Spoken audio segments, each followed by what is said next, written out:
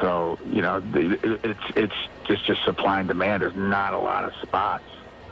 And then you're in a situation right now where, you know, if you're a senior now, you can come back if you want to, and the college wants to keep you.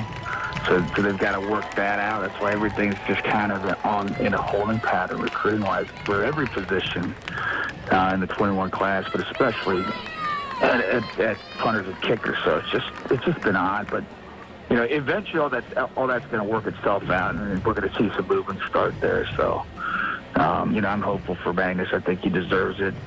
You know, he's been a really good punter for us for a long time. Was a key for us in the regional championship last year. He was huge for us on Friday night, like you said.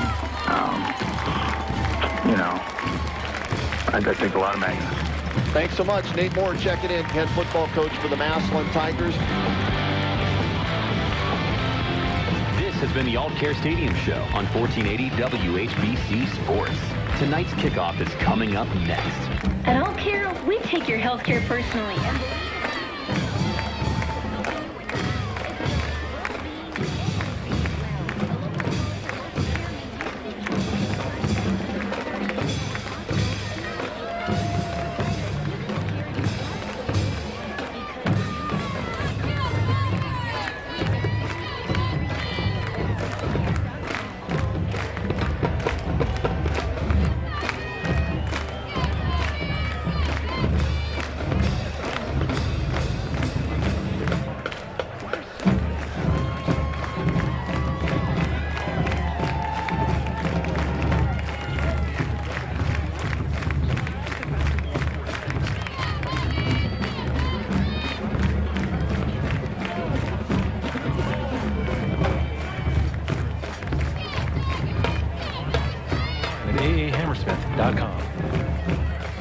Most of us would agree that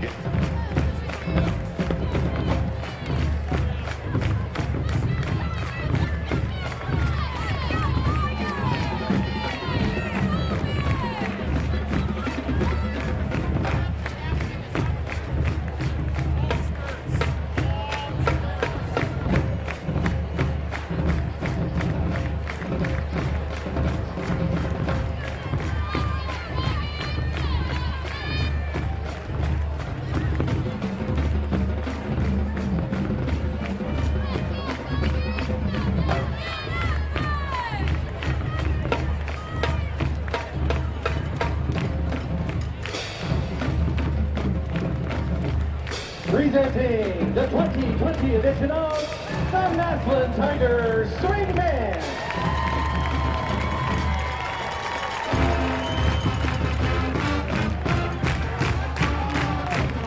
being connected to what matters most.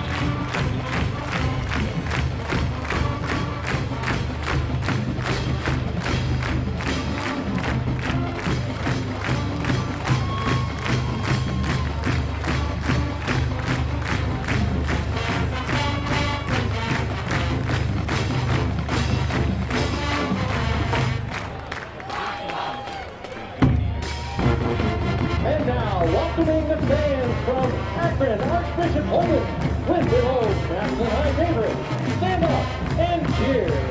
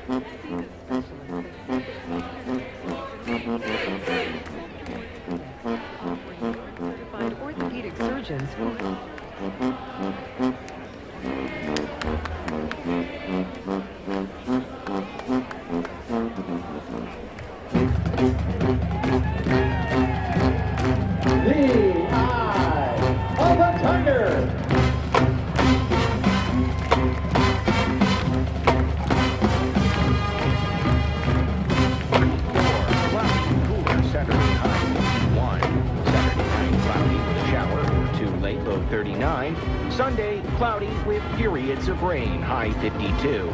Monday, clouds will break for sunshine, high 42. Tuesday, cloudy, high 45. Wednesday, cloudy and breezy with a chance for rain, high 44. I'm Andy Robb for News Talk 1480 WHBC. WHBC. WHBC Sports. This is the Massillon Vs Radio Game of the Week. Brought to you by Healthcare, Pizza Hut, CSE Federal Credit Union, Bell Store, Pete's Restaurant, Uptown Cheapskates, the United States Air Force, the Green Compassion Network, Mulligan's Pub, Spectrum Orthopedics, R.G. Drake, MCTV, your Northern Ohio Honda dealer, Friends and Family Credit Union, Altman, Kempthorne Motors, Old Carolina Barbecue, Omni Orthopedics, SARTA, A.A. Hammersmith Insurance, Pizza Oven and Papa Bear's Restaurants, and Sarshone Ford. Now, let's join Dan Belfort, Mark Miller, and Kenny Rhoda.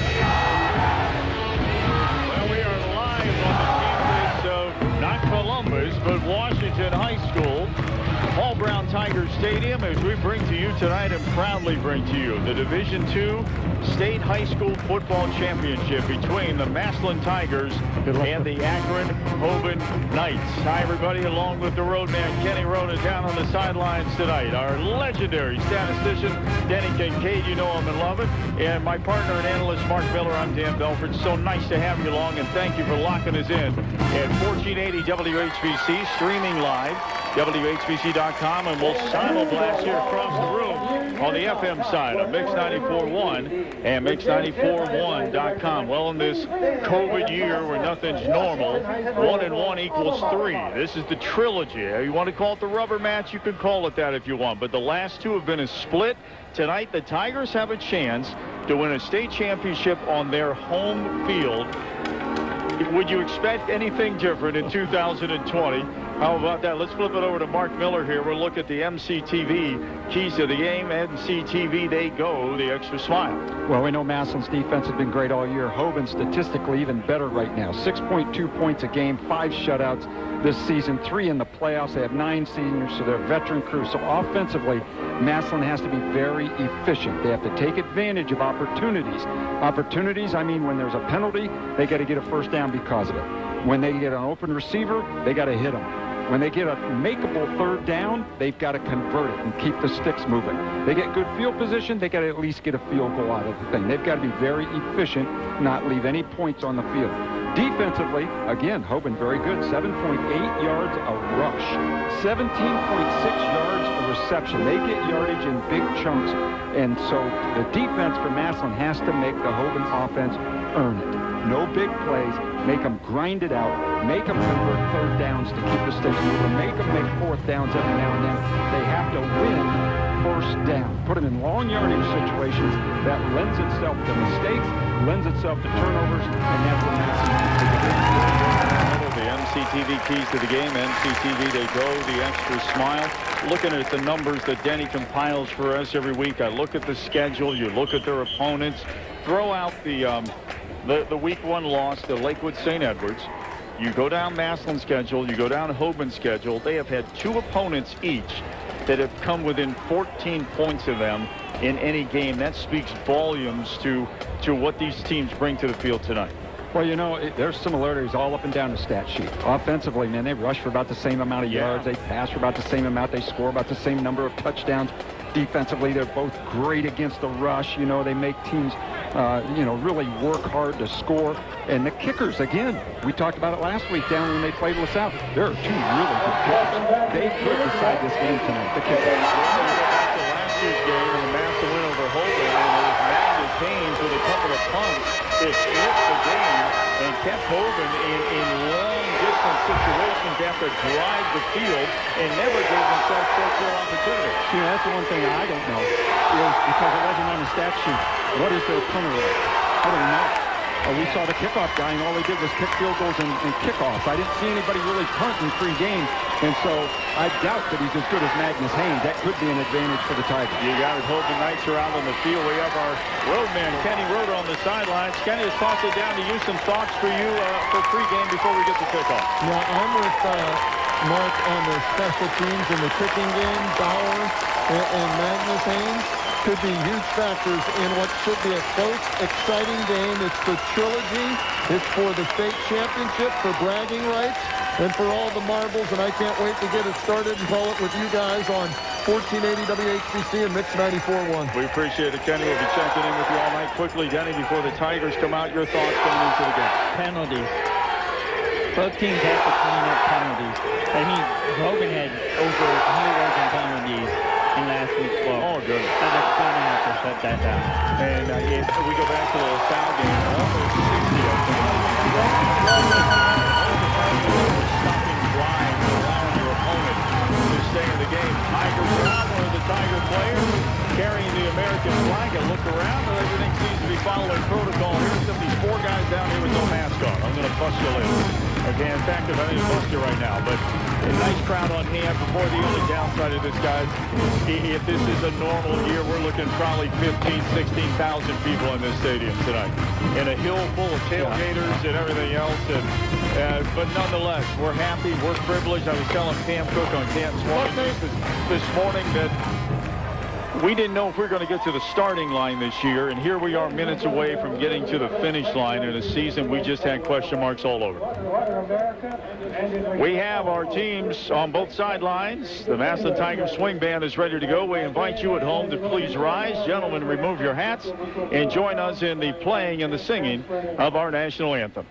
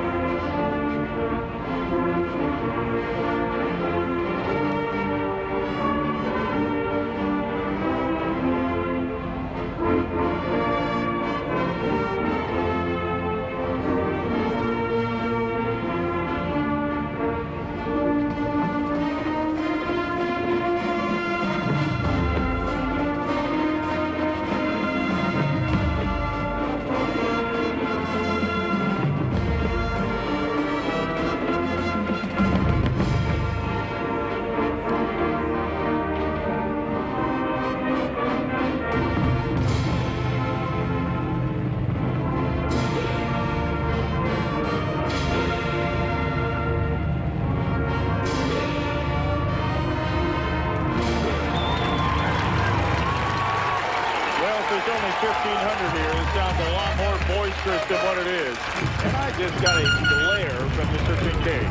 Yeah, you're right. I agree with that. And Mark just kind of gave me the same smirk. Oh, gentlemen, we are ready for some high-quality, high-octane football tonight. Coin toss, guys. What's going on there? Massillon won and deferred.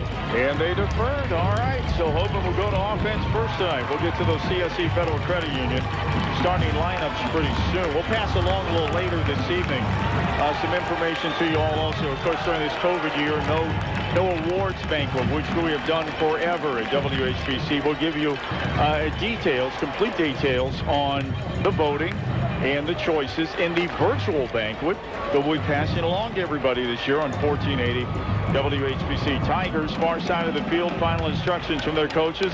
Hoban, near side of the field. Give a shout out. I've got a list of shout outs. I created a monster here all year on this. But Pam Cook at home tonight. She loves to be at these games. She can't be here tonight, Pammy. But I know you got us locked in. Of course, station manager Larry Gothrop. Our thanks to Rich Nemec and Dale Lamb, who get all this set up and just make it so easy for us just to show up and do our thing. Let's put it that way. And also Miracle, who couldn't be here tonight. She's been with us all season. And, of course, our producer back at Studio C on Market Avenue South, Brian Novak, best in the business. We thank you, Brian, for all for us here in the Game of the Week and the Sarstone Ford Game of the Week. Returning tonight, who do we have back, teacher? I think that's Kirk and Davis, number 1 and 2. Kirk. There we go. So we are all set on this end. Is Magnus Haynes is going to prepare to put a foot into it. Final instructions as they huddle together out around the 35-yard line. Well, Magnus has been pretty efficient all year long at getting the ball into the end zone. Very little breeze. What there is at his back, so that would be good for Massillon's defense to start off with. a touchback here for Hoban. A.J. Kirk near side of the field to us. Teron Davis, far side hash mark. Just inside the 5-yard line. Both of them set at the 2. If Tiger Stadium is a rockin', folks, don't come knocking. We are ready for some Division II high school football championship action on 1480 WHBC and Mix 94.1. Along with Kenny Road on the sidelines, Danny Kincaid, Mark Miller, I'm Dan Belford. So nice to have you along on what is a beautiful night for football in Stark County. Haynes has got them all set, waiting for the signal from the official. And we are waiting and waiting, and here we go. Ball is in the air.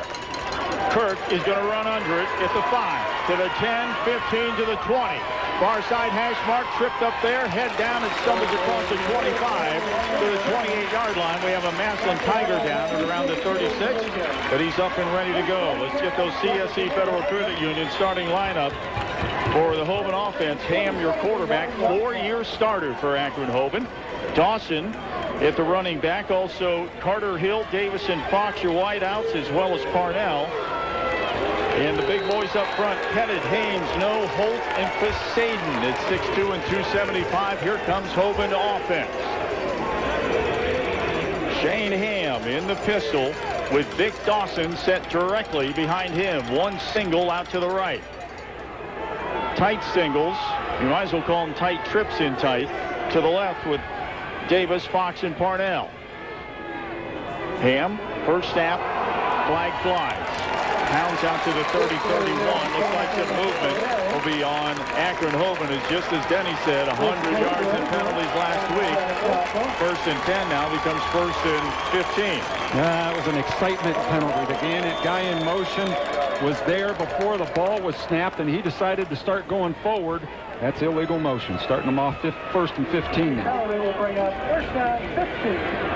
I was watching him, guys, and he couldn't wait to get over there. He was anxious, wasn't he? Forward. He just couldn't hold it any longer. Finally, you got the key to the Red Bull cabinet before the game. Huh? Yep. Braden Fox set out wide to the left. He's part of the twins to the left as Davis shifts to the left hip of Shane Ham. Ham pistol to throw. Clean pocket. Wants to air it out. Going deep. Man behind the coverage. And there's going to be a flag on this one. Well, Ham basically threw a punt. That was the highest pass I think I've ever seen. His man was behind the defender, and as the defender closed ground, he ran right into the receiver. And that receiver was Tyson Grimm. So the receivers we're seeing in the starting lineup, only one of them or a starter, Braden Fox. We've had new guys in the lineup already. Also checking into the lineup right now is Chances Carter Hill. He's one of the starters. He flips back in. Guys, 2 plays, 2 penalties. Yeah. Both teams a little nervous and maybe got flat-footed on that long pass. So 1st and 10, ball to 38 of Hoban. Davis sent to the left. Man in motion, left to the right is Grimm. Now Shane Ham has a choice to option. He does to Davis. 40, 45, 50, 40, 35, 30, and run out of bounds at the 25-yard line of the Tigers. That was a great job by Ham running the option into the sideline. There were 2 defenders and a pitchman and a running back. You'd like for one defender to take each of them. They both took Ham. He pitched it. Nobody to tackle him. And boy, Ham knew he was going to get tagged before he let that ball go. And he did.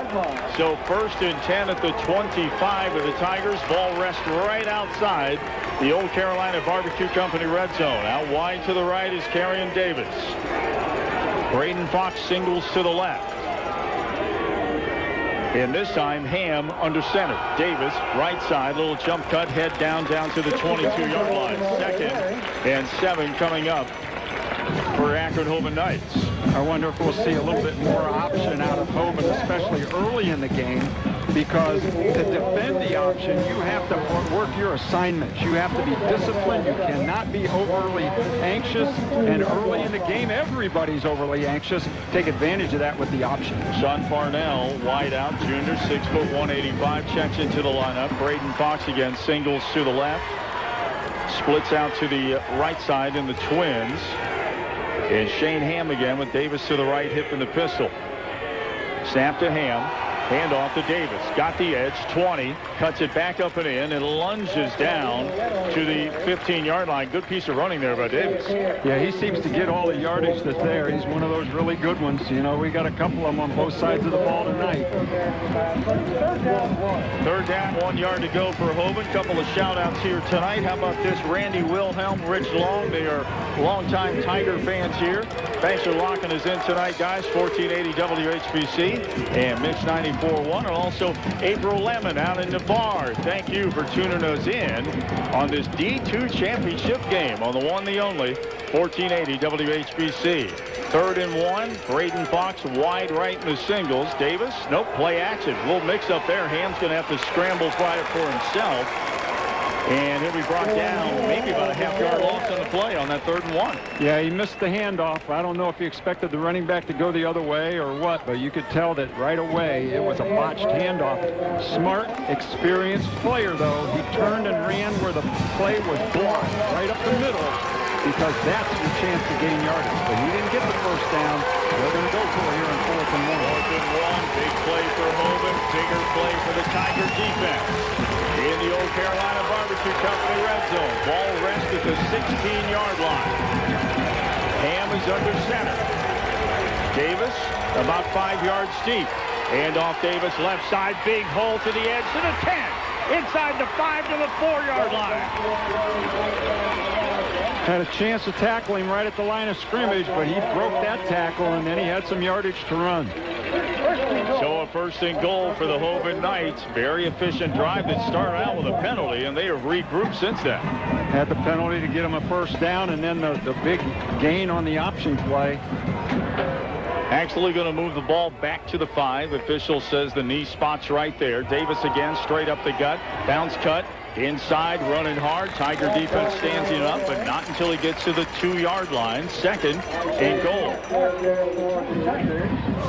So Dawson brought down there.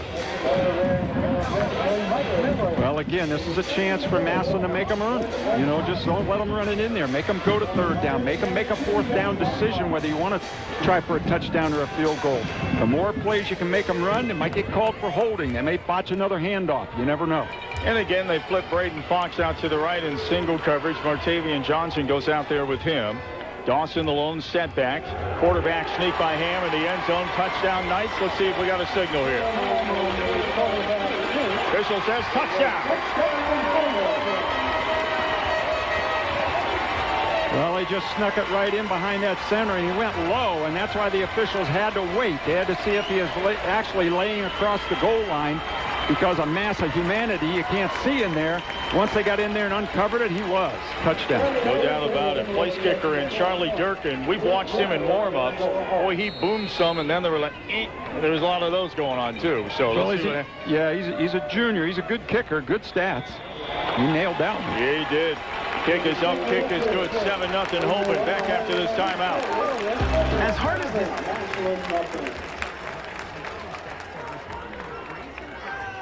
Everyone is a champion when you're dropping fresh hot chicken fingers. World famous. Visit csefc.com/holidays for all of our holiday promotions. Bank local at CSE Federal Credit. We are back at Paul Brown Tiger Stadium along with the roadman Kenny Rhoda. Legendary statistician Denny Kincaid. Mark Miller, I'm Dan Belfort. We'll get to the starter scoring drive here in just a second. Is in for the kick will be Charlie Durkin. Back deep, Martavian Johnson and Austin Brawley. Let's see if Durkin goes the distance, and the Hoban defense will defend. Boy, Durkin pounds this one. Brawley catches it 2 yards deep. That'll come out to the 20-yard line. Start a scoring drive. For Hoban, a 7-play, 71-yard drive. Took him 3 minutes and 54 seconds. A 3-yard run by Shane Ham for the touchdown. Charlie Durkin with the PAT. Hoban 7, Massillon 0. We got a chance here down to the sidelines, and the roadman, Kenny Rhoda. Well, for Hoban, that's exactly how you wanted to start. You come out, you get a good drive. You don't settle for 3. You go for it on 4th down. You pick it up, and you punch it in for a 7-0 lead. Now it's Massillon's turn to try and react to that. And here come the Tigers. Wiltrell in the backfield. We'll get to the starters here for the Tigers in the second. Wiltrell, Hartson, boy, what a a year he has had in this shortened season. Bangs off one hit, bangs off another, but stood up at the line of scrimmage for no gain. Will Trell with 1,100 yards coming into this game. His first start was the McKinley-Massillon game. This is the damage he has done in the last 5-6 weeks, which is just so impressive for a sophomore running back. Yeah, you look at it, he's got 1,100 yards. So does Hoban's running back, but Hoban's guy did it in 10 games. There you go. So, Tigers back to offense. High snap. Hartson gets it, almost breaks free as he spins out of a hit and manages to wrestle his way out to the 23-yard line. Boy, if he doesn't get knocked off balance, Hoban's up tight, and that's trouble. One difference I've noticed is number 48, Michael Billman, is in at that blocking back. We're used to seeing number 19, Dylan Geyer, or even Caden Woolard in there. So I don't know if Geyer is injured. I saw him in warm-ups. He's out there, but he's not in the game. Jaden Ballard, single coverage out to the right. Wilson left. Martavian Johnson up to the left. Snap back to Yatrone. He wants to throw. Pocket breaks down. Zach's going to take off. It breaks one tackle. Lunges out to the 29. He'll be short to the first down of 4th and 1 coming up for the Tigers. Well, almost a great job of scrambling out of there, getting out of trouble and getting the first down. He did the first two, but he didn't quite get the first down. Hey, also a shout out over in Massillon tonight to Gerald Chauvin and the boys hanging out in the backyard by the bonfire. I know they got us cranked up on 1480 WHBC and on the Simulblast FM side, Mix 94.1 and Mix941.com. Magnus Haynes bangs one. High, deep punt. Fair catch is called for inside the 25 at the 24-yard line. And Hoban will go to offense right there, leading 7-0. Braden Fox with the nice catch on the fair catch. And that's what Magnus Haynes can do for you. He takes the ball from your own 29 and puts it on the other 25. The only difference, guys, between the two 4th and 1s by those teams early in this game, Hoban had it at the Massillon, 20-yard line? And Massillon had it at their own 29-yard line. So that's the reason you get the there and you rely on Haynes to hopefully flip the field for you and have your defense respond. Yeah, well said. He did it so often last year in that game at Imprecision. Yeah. And Tigers here with a home field advantage, if you will. Kenny, do you think it's a real home field advantage with the numbers we see in the stands, or Hoban didn't seem to hesitate when this was offered as a venue? They would have played this on Mars, Pluto, Saturn, or Venus. They didn't care where they were playing it, so I don't think they look at it as a disadvantage. How about that? Yeah, hey, it looks like we have a TV timeout on the field. We're going to step away. Northern Ohio Honda Dealers timeout. We're back after this timeout.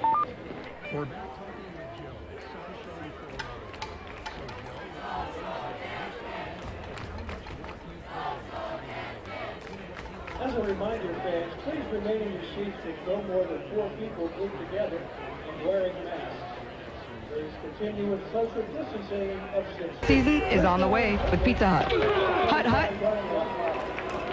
Back at Paul Brown Tigers Stadium. 6:10 remaining in the first quarter. Tigers are down 7-0. Hoban has the ball back, 1st and 10 at their 25-yard line. Ham again in the pistol. Dawson set behind him. Stacked twins out to the right. Singles out to the left. Ham up the center. Now backs to the 20-yard line. Dawson shifts over to the right hip with a man in motion for the right to the left. Ham snap. Dawson, ball in the belly. Acceleration, 30, 35, 38-yard line. Move to change. First down for Akron Hoban. Huge hole up inside. That was the same play that they wanted to run on first down the first series when they had a motion penalty. This time the lead back, the guy in motion, got a great lead block, and the running back got up to the second level easily. So split wide to the right will be Teron Davis, 6-foot senior, 180. Keep an eye on him if they decide to go to him. He's a burner. Braden Fox this time will be set to the inside to the left. Ham wants to throw. Fires left side. Throws a little bit high, but a nice catch and run after the catch to the Tiger 38-yard line by Sean Parnell. That's a heck of an effort to get hands on the ball. Yeah, you called it. It was a high pass. And one thing I did notice in warm-ups is Ham does throw high. He throws the ball really hard, and sometimes he overshoots it.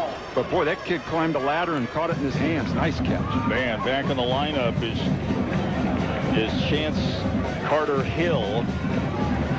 See where they put Chance. Looks like Braden Fox out to the left. And they'll put Hill in tight just inside Braden Fox. Twins up top to the right. Dawson still the lone setback. He'll get the carry to the 40. And he's going to be drugged down from behind on a nice defensive play by the Tigers. That was Xavier Andrews. Yep, Xavier got in there. He came in through a gap and caught him in the back. Came in the backside and got him. And what the bench on Hoban's side was clamoring for was a horse collar, because he did tackle him from behind, but I think the referee's saying he had him by the jersey, but not the collar.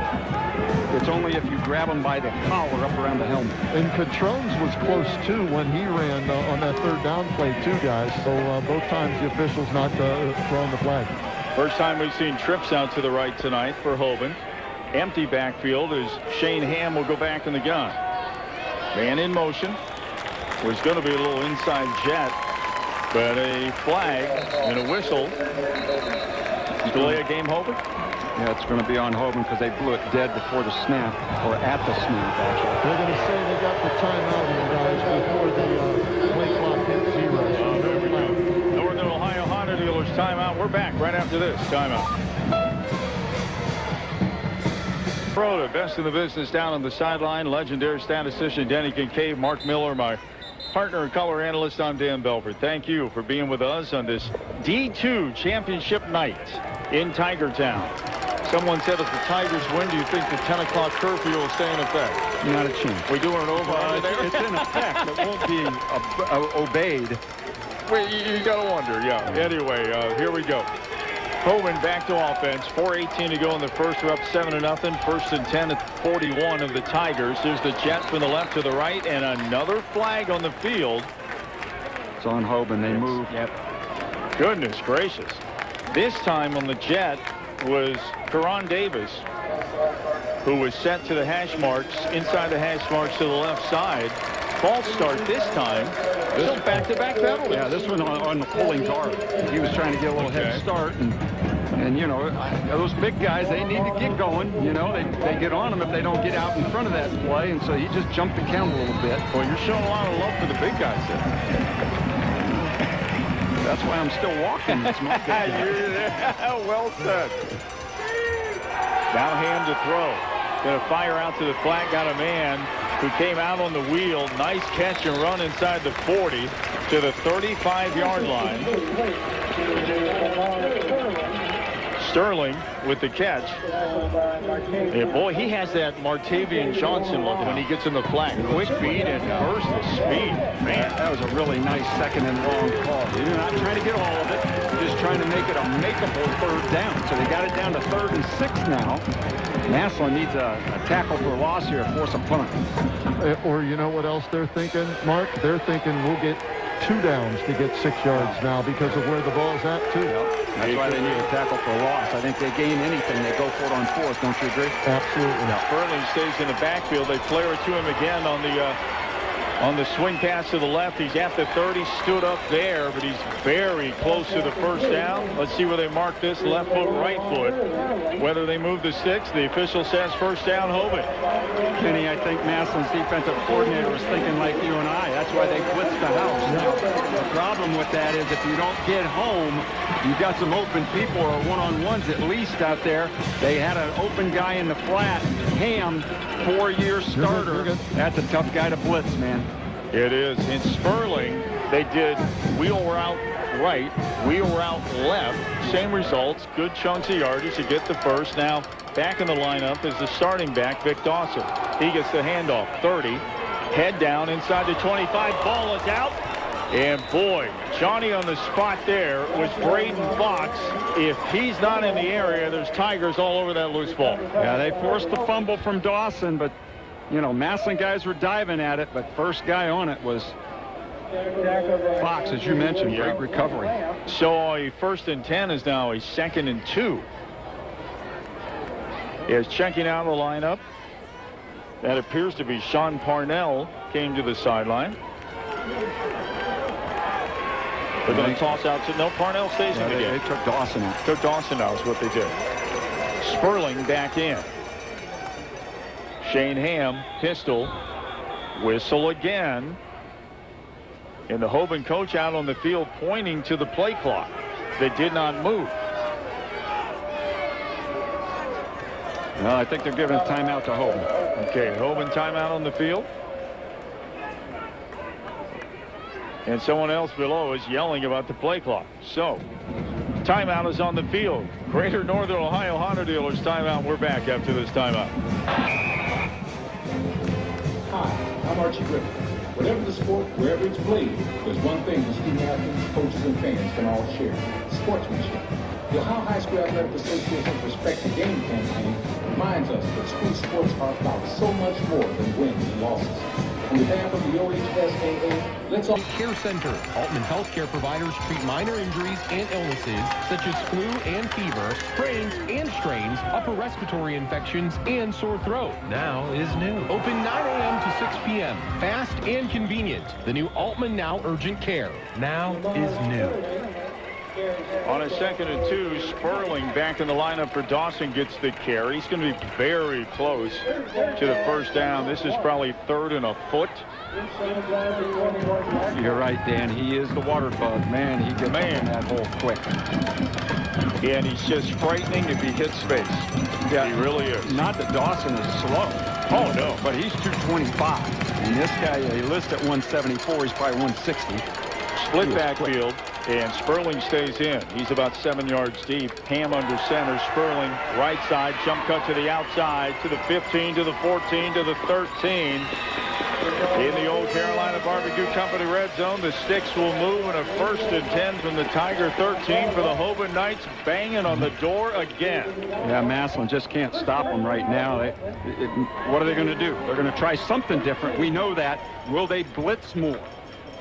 Down on this part of the field, teams usually do like to blitz a little bit more. If they catch him in a run, it's to their advantage. Ham is so good. Blitz against the pass, he might hit him big. As you said, 4-year starter. He's been there, done that in terms of caliber of competition. Sperling again, hit at the line of scrimmage. Legs are still pumping. If he got 2 yards, that would be the max, and he's pretty close to the 10, the official near side, right inside the 11-yard line. Well, that was a really good job by the interior front of Massillon's defense. They got him right at the line of scrimmage, but he's squiggled loose for a couple of yards anyway. But that's that first down play we were talking about. Don't give them much on first down. Make them go 2nd and long. Now, they are on a spot in the field that they're certainly going to go for 4 downs unless it's a long yardage situation. Then they might kick a field goal. Gave him 2 on the carry, so 2nd and 8 coming up for the Knights. Dawson back in the lineup. Ham in the pistol, and Dawson, they're going to throw an inside slant, post pattern. That's touchdown for Teron Davis. That was on the money. Yeah, it was a great throw and even a better route. You got to take away the inside down in there because the slant is an easy pass completion. All quarterbacks can throw it. It's not very far. It's an easy catch. You want to make them do something harder, like a fade or an out or a wheel. That was pitch and catch, easy touchdown. So Hoban with a chance to go up by 14. Durkin in for the extra point. High kick, sails over the end zone seats by the scoreboard, and with 11 seconds left in the first quarter of play, it is Hoban 14 and the Massillon Tigers nothing. 11 seconds. We'll keep it right here, guys. Well, you know, it's hard to say on your second possession of the game, but this is a must-score drive for Massillon. So Massillon's been 3 and out, right? They were 3 and out on their only possession. Hoban scored 2 straight possessions, and other than penalties, Massillon really hasn't deterred those drives at all. So you got to figure if they get it back again, it could be 21-0. And guys, so they got to score. Yes, Kenny. Deja vu all over again. Go back 2 years, 2018. This was a 35-7 lead by Hoban at halftime. Similar start. If you're a Massillon fan, you're hoping they don't wait till halftime and into the third quarter before they figure this out to get back in it. A must score almost right here for Massillon on this possession, so you don't fall down 21-0. Well, you know, Kenny, and the way they started out on both drives with penalties, and they kept shooting themselves in the foot, a lot of teams don't recover from that. Yeah. And we're watching a Hoban team recover, finish drives. We'll get to the start of scoring drive here in just a second as Durkin gets ready to put a foot into it. Nice, deep, high, end-over-end kick. Brawley right at the goal line. And he steps in the end zone. Will come out. First and 10, it's 20. Start a scoring drive. For Hoban, a 10-play, 80-yard drive. Took him 6 minutes and 22 seconds. 11-yard pass from Ham to Carry-on Davis. The PAT by Durkin is good. As we mentioned, that happened after the 3-and-out. It's 14-0 Hoban over Massillon. Well, let's talk about special teams. We gave reference, deservedly so, to Magnus Haynes, but look at both kickoffs by Durkin. Yeah. No returns at all for Massillon thus far. Starting off on the 20, and we know they got some dangerous return men, so that's a big advantage for them. And he's kicking it. Well, right now the flags are completely limp, but what breeze there was, he was kicking into it that quarter. Could be the last play of the first quarter. We'll see. It's 14-0 Hoban. Massillon first and 10, their own 20. Twins left and right. Outside to the near sideline to Hoban. Martavian Johnson to the outside. Wilson Lamb to the inside. High snap over to Trone's head. He's going to have to dive on it all the way back at the 12-yard line. That took a very lucky Tiger bounce back in the direction of Catrone, or there's a wave of blue jerseys going to pounce on that. Yeah, the second down snap last drive was high, but Catrone was able to catch it. This one went over his head. And guys, that happened at Perry. Remember, first series at Perry. They had the same situation. Now they're backed up deep in their own end. End of the first quarter, it's Hoban 14, Tigers nothing. Back after this timeout. The American Dairy Association reminds you that low-fat chocolate milk. That's 330-493-8239. Mulligan's, where memories are made and traditions carry on. 14-0 Hoban back here at Paul Brown Tiger Stadium. Division II high school football championship game of the one, the only 1480 WHBC. Over on the FM on Mix 94.1 and also streaming WHBC.com. Mix941.com. Tigers trot back out on the field to start the second quarter. Down by 14. The offense has had the ball 3 plays.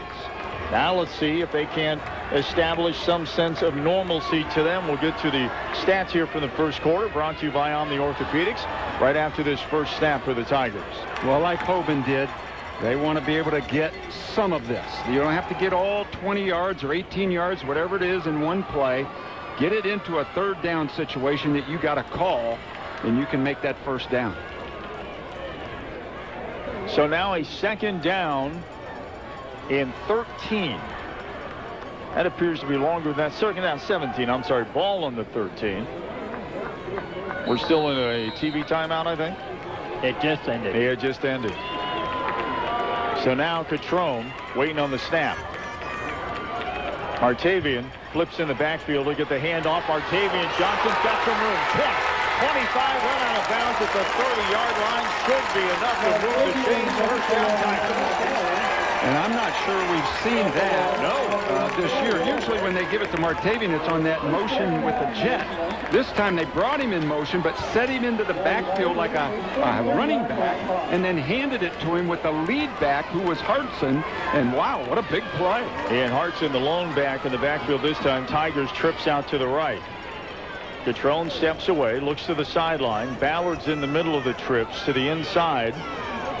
Is Martavian Johnson, Wilson Lamb to the outside. Now Hartson will shift to the left hip and get the handoff. Straight up the gut, stood up right there and tossed backwards. So look at the stats from the first quarter, brought to you by Omni Orthopedics. For Massillon, rushing yards 3 on 4 carries. Hoban had 92 on 13 carries. No passes for Massillon. 4 for 4 for Hoban, 49 yards, so it's 141 to 3. Now Massillon only had those 4 plays or something like that, but yeah. And Hoban obviously 10 minutes and change. The possession time, Massillon just a minute and a half. Brought to you by Omni Orthopedics. Those stats when action and tapping come to Omni Express. Man in motion, Johnson for the left to the right. Now he comes back right to the left, gets a handoff on the jet. Trying to get the edge, he's got a 30, 35, 40-yard line, run out of bounds. Just shy of the first down by about a foot. Now this depends on near side official. He's going to say, nope, he got it, so they're going to move the sticks. You know, they've used Johnson a couple of times now to pick up outside running play first downs on long yardage and been very successful at it. They have not been able to run inside at all. And we talked about Dylan Geyer a little while ago. He's that blocking back that is done yeoman's work all year long, getting Hartson all those yards. He's on the sideline, but he's got his gloves tucked in his pants like he ain't planning on playing anytime soon. Twins out to the left. Hartson, nope, inside pass to Martavian Johnson. Ball is out, and they're going to say incomplete pass. Well, that was a tunnel screen with the blocker out in front, and they tried to throw it to him on that quick slant down inside, and had a chance to catch it, but didn't, which is good for them because that would have been a fumble. Mr. Kincaid, you look like things are bouncing around your head. No, I think they got away with one, maybe. I have a feeling on that. That appeared to, in my opinion, he had control, went down, and it popped out. I don't know, but we're not going to review it. We're just going to play on. 2nd down and 10, Tigers. And don't forget, guys, Martavian Johnson played at Hoban a few years ago, so these guys know him very well, and you know they want to put a good hit on him anytime they get a chance. There you go. Timeout on the field. Massillon took it. Massillon timeout. With 11:05 remaining here in the first half of play. Brian Novak, by the way, will have scores from all kinds of championship action going on today. He'll run that down for you at halftime. The Pizza Oven and Papa Bear's halftime show. We'll just keep it here for a second. Let's take a breath, guys. Step back. Evaluations thus far in the game. Mark. Well, I don't think anybody is surprised about this, but Massillon's got to get Hartson going up inside. Yes. You know, they've got to get the run game going.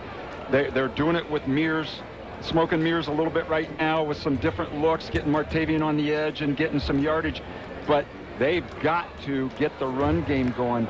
They are not the kind of team that can drop back and throw it almost every down and be successful. So I'm sure they're trying to figure it out too. Maybe it's an injury that Dylan Geyer's not in there, and that is really a big loss. He is a great blocker, but I do see Caden Woolard in there the last few plays, and he's also a good blocker. There you go. Danny, thoughts? Well, I think Massillon's got to stop the run. Right now, they're averaging 7 yards a pop. Which is what you said, I think, coming into your pregame, Mark. They're around 7.5 a carry as a team. Wow. Yeah, they're really good at it. And you know, the Dawson kid, he averages 8.6 a carry. Yeah, so. right. Kenny, on the sidelines, your thoughts, what you're seeing from the field perspective tonight? Complete domination by Hoban, doing whatever they want, when they want to do it, winning the battle in the trenches, and that's what these two coaches have built their programs around.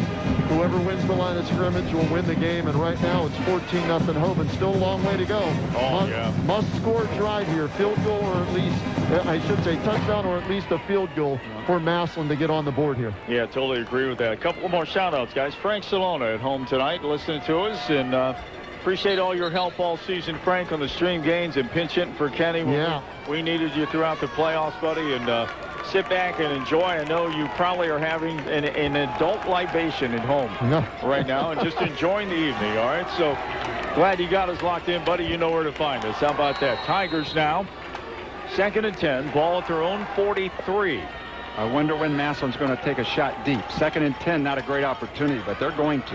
Hartson off the left tackle, bounces to the right, head down maybe to the 45-yard line. That'll bring up a 2nd and 8, or 3rd and 8, I should say. Hoban's defense is very similar to Massillon's in that the job of the defensive lineman is to take on blockers and free up the linebackers and even the aggressive defensive backs to come up and make the hits. And those guys are really gumming up the inside. Nobody can get on the backers. They're making hits at the line of scrimmage. Brawley checks out. Martavian Johnson checks back in. Jaden Ballard, single coverage, out to the left on a 3rd and 8. Martavian in motion. Play action to him. Catrone, he's going to go down. Pressure from the backside, and nobody picked him up. And see, that's what happens when you go 3rd and long. Advantage defense. They know they had to throw.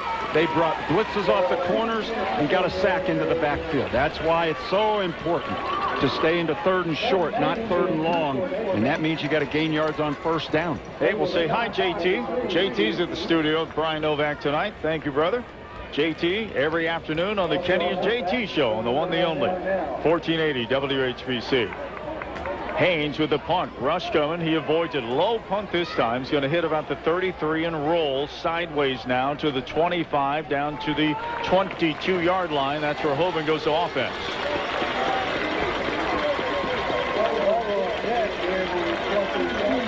Well, now it's on Massillon's defense. I mean, we talked about a critical must-score drive for their offense. They didn't.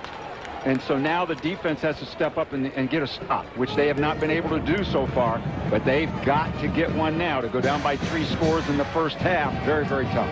Hey, guys, number 1 for Hoban, is that Kirk, A.J. Kirk? Yes.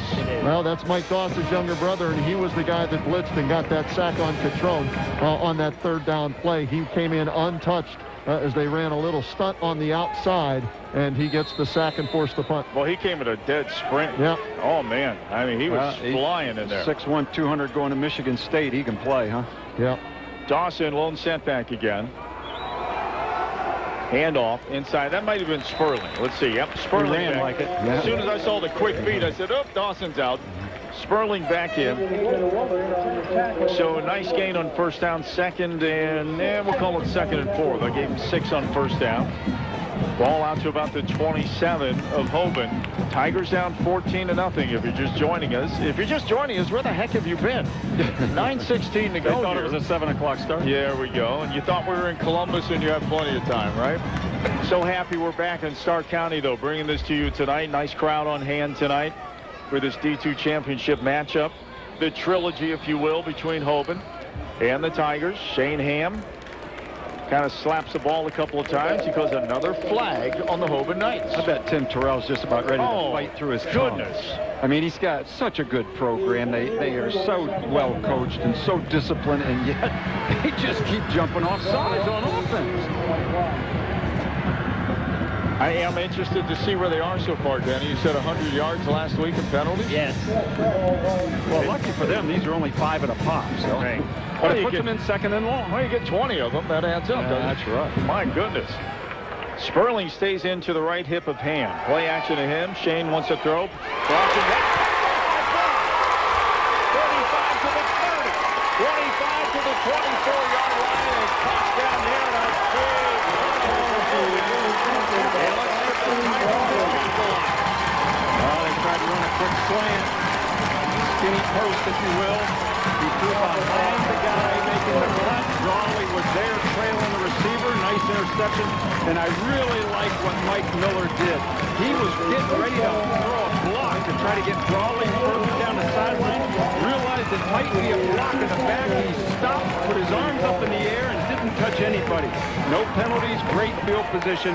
Now the Tigers got to capitalize. Austin Brawley with his 3rd interception of the year. Out comes the Tigers with a 1st and 10 at the 25-yard line of Hoban. Down 14-0. Trips out to the right. Johnson to the inside. Ballard in between. They're missing their center. Here he had to go get the football. Okay. He's a pretty important piece of the offense. He sure is. Guys, all season long, that's been the thing. You take the ball. We never had a problem all year, and in the state championship game, you're forgetting the football? Yeah, now we found it. And here we go. Catrone pistol. Play action to Hartson. Zach wants to throw. Post pattern across the middle of Ballard. Picked up.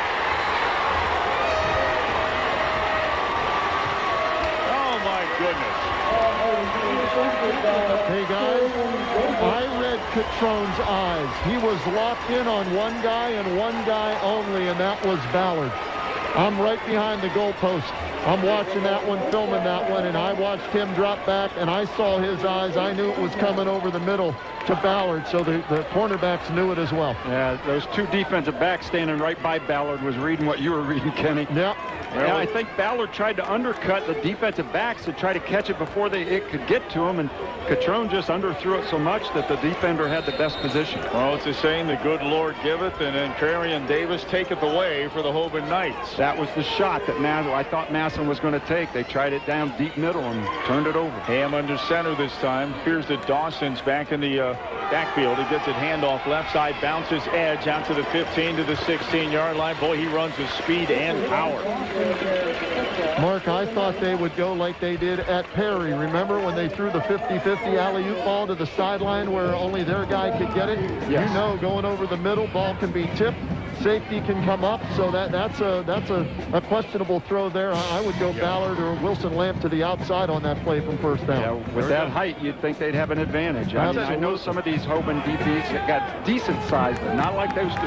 That's the night that Kenny got his badge as offensive coordinator. That's we right. gave it to him that night. Predicted it, and it worked. Dawson again, straight up the gut, powers his way out to the 20, to the 21-yard line. That's enough to move the chains. First down, Hoban. Isaiah Clark coming up from his defensive back position, making a lot of these tackles, and that's great for Isaiah. He's a good player, but if your defensive backs are making first hits, that's not good for your defense. That means the other team's gaining yards. Back into the lineup for Hoban. Check his number here. I always get this kid mixed up. Okay, that's Tyson Grimm. Tyson's back in. He's going to flip to the outside in the Twins and set to the inside. Will be Baskerville. Hand off again to the right side. Not much room there as the Tiger defense converges after a 1-yard gain. Yeah, they closed that hole in a hurry. That was great defense by Massillon, a whole bunch of guys up in there. 6:52 clock running here. Sarshone Ford, game of the week. On the one, the only 1480 WHBC. Kenny Road on the sidelines. Danny Kincaid on stats. Mark Miller, our analyst and color commentator. Yours truly here, Dan Belford. Thanking you for locking us in and being part of this D2 championship matchup between Hoban and the Massillon Tigers. And so far, it's all Hoban at 14-0. Empty backfield, and the gun is Ham. Pressure coming. Ham goes down, catches balance, but he saved a knee touch. Back inside the 15 at the 12-yard line. Mike Miller got in there. Ham tried to avoid him. Miller got just enough of him that the official said his knee touched when he went down. Either that or he did do a hand down. He didn't do the hand with the ball down, did he? No. That's down. If he used the opposite hand, then it must have been the knee that touched him. In any case, big sack for Miller, big loss for Massillon. Now they got to stop him on fourth down. So now 3rd and 21. Ball will be marked at the 10-yard line of Hoban. Twins left, Twins right. Ham under center. Hand off to Dawson, getting what he can right up the gut. Boy, he gets a lot out to about the 24-yard line. Yeah, that's a few more yards than Massillon would like to have given him, because now you help out the punter. Got it back to the beginning of the first down marker, maybe even, it's going to be 4th and about 8. Yeah, 4th and a big gain. Yeah, big gain, and it gives them a little more room to punt instead of being back in your own end zone letting this thing fly. But credit to Massillon's defense. They did it with a sack and some other good plays, but they're forcing the punt. They had to have that. That's the first time they've even come close to stopping Hoban. And the place kicker, field goal kicker, Mr. Everything with the right foot, Durkin, is also the punter. Martavian Johnson for the Tigers in his own territory back to the 43. Punt by Durkin, beauty. High end over end kick. Hits in midfield, down to the 40, inside the 40, and it'll come to a stop at the 37-yard line of Massillon. That's where you'd like to see a fair catch. They had the ball at midfield. Every yard is important tonight. They're hard to come by against this Hoban defense. And with 4:47 to go, and Hoban up 14-0. Tigers break the huddle on the far sideline. Well, we need to see Will Charles Hartson get loose. We need to see him start to get a little success here before halftime. The big guys on that offensive line averaging 268 a man. They need to get a push. And Hartson, as Mark mentioned, the lone setback. Twins with Ballard and Lamp out to the left. Here comes Wittrell. Tries to bounce to the outside. They stand him up. He spins off the hit and gets a tough 1 yard. Mark, at what point do you scrap trying to run it up the middle with him, because they're getting beat off the ball every time they run that play up the middle? If you're the offensive coordinator, when do you look to something else there? Well, it's 14-0. That's my point. Not much longer, Kenny. Oh. I mean, I know he's such a big part, but I don't know if they think they can make adjustments and get him loose, or if it's just better effort, or if you're going to admit defeat and try something else. I don't know. We'll have to see what they decide. Ballard single coverage up top to the right. And Zach Catrone to throw. Steps up in the pocket, fires across the middle. Martavian Johnson's going to be gang tackled there about the 42, but a third and manageable distance coming up. Third and about 5 for the Tigers. Yeah, that's a good play. That's a good safe throw. The pressure they're putting on Catrone is concerning a little bit, but now you got a third and very makeable. Clock ticking away at 3:40 to go in the first half. Play clock down to 19. Other than the interception, they haven't even targeted the two wide guys, the big guys, the speedsters. And they're up top to the right. Martavian shifts in the backfield again. Play action to him. Catrone wants to throw. Pressure coming. Throws it sideline. Coming up with it. Ballard. Takes 3 to 50. And Ballard run out of bounds at the 42 line of Hoban. If he doesn't break that tackle, that's real close because he had to come back to the ball. Great job by Jaden Ballard when Catrone got in trouble, and he almost got sacked. That was even a better play by Catrone. Good arm strength there to throw that thing out on the out, and Ballard came back down the sideline to get the ball.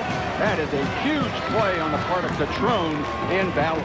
Let's see if the Tigers can capitalize on a great effort by Catrone and by Ballard. Beasley in the backfield this time. Leaning a little bit early. They didn't call anything, and he'll be sacked for about a 2-yard loss. Yeah, Tyson Grimm is the defensive end outside linebacker, and especially on first down because Massillon has fallen into this run it on first down thing that Kenny alluded to with Hartson, and he is just coming off the corner.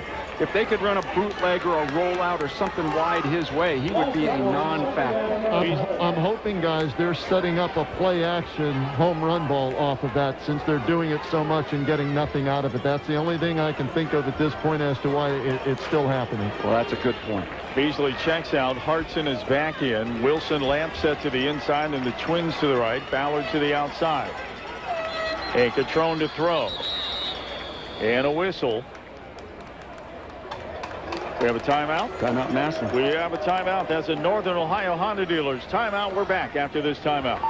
Accidents, injuries, and illnesses are effectively committed to covering the stories that matter most to viewers across the state of Ohio. authentic taste. Back at Paul Brown Tiger Stadium, the one, the only 1480 WHBC Sarshone Ford Game of the Week. Tigers with a 2nd and 11 at the Hoban 42. Catrone to throw. Zach with a clean pocket. Steps up. Crossing pattern. Johnson stumbled and fell. And the ball just sailed over his head at that point. Well, there it was, Kenny.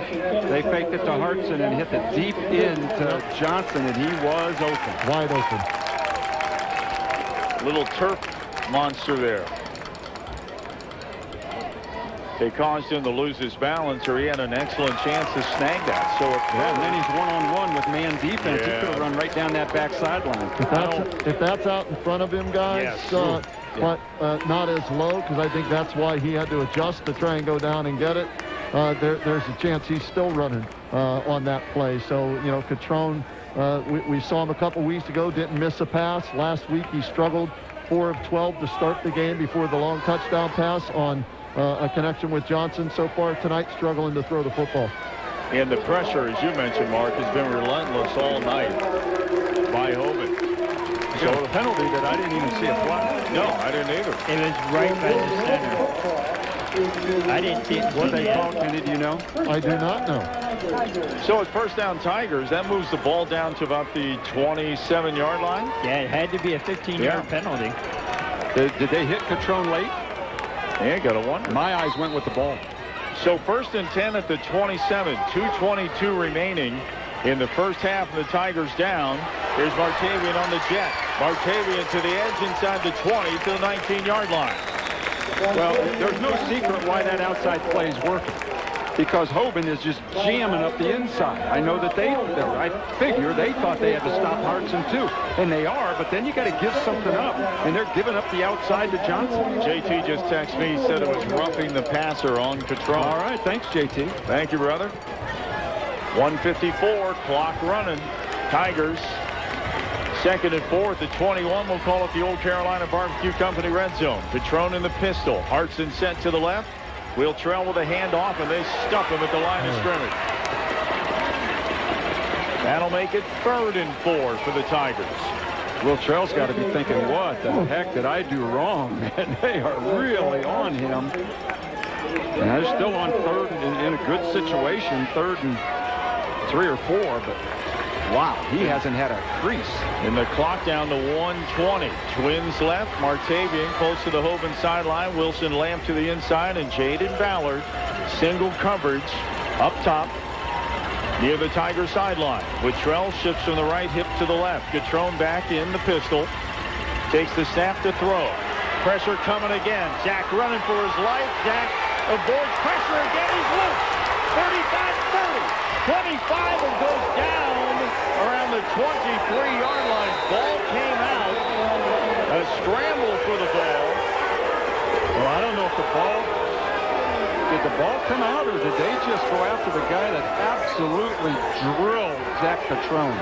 He is down, and the coaches and medical people are out on the field with Zach right away, and there's a little bit of pushing and shoving going on. And the Hoban guys need to stop coming across the field to the Massillon sideline. That will not end well for anybody. They started to, and the officials give them credit. They cut them off at the pass. They made them go back from whence they came. I'm with you. I saw a couple of Massillon guys going after a Hoban guy, and it looked like maybe he had taken a fumble and was trying to advance it, but I'm not sure they weren't just trying to get him off of Catrone, because he just drilled Zach Catrone. Officials really discussing this one. I think there's going to be some penalty yardage going somewhere. Yeah, let's see what this shakes out to be. But the question is there a penalty on the tackle, or is this just dead ball? Well, when Hoban left their sideline, theoretically, that's an automatic penalty, yeah, right? But the referee didn't even see it. So we'll see if that happened, or if it was a bad hit on the tackle. Or maybe on the Massillon guys for going after the guy that hit Catrone. They're sticking up for their buddy, and that's valor, but it might cause you a penalty, too. Well, were these kids from the Hoban sideline or defenders on the field who came across the field to assist them? It didn't appear to be. Matter. Ball's dead. You can't go running into the other side. Yeah. So now the officials cut them off. Well. Yeah, they did a great job. Officials did a great job, and so did Massillon's coaches. Yes. I saw a lot of the Massillon coaches trying to be the dividing line between the groups of players, and that's good. You don't want any of that. There's a flag at the 28. Right where Catrone got hit. And he's explaining it to Coach Moore. Well, we're going to find out in a hurry, we hope. 3 officials remain. So a personal foul on Hoban on the defensive side. Well, they said they went to the head. And guys, I was trying to watch the replay of my video that I was shooting, and that's what I was wondering. Were they going to get Hoban for targeting up top with Kirk? It's Kirk, number 1, who made the hit there. And so if that's the case, even if there was a fumble, that'll be null and void. It'll still be Massillon football, and they'll move the ball to about the 13-yard line, I believe, for Massillon. So inside the Old Carolina Barbecue Company red zone. Well, I think you're right. It was Kirk, because that's who Coach Terrell has spent a lot of time with during this timeout, trying to get his emotions settled down a little bit.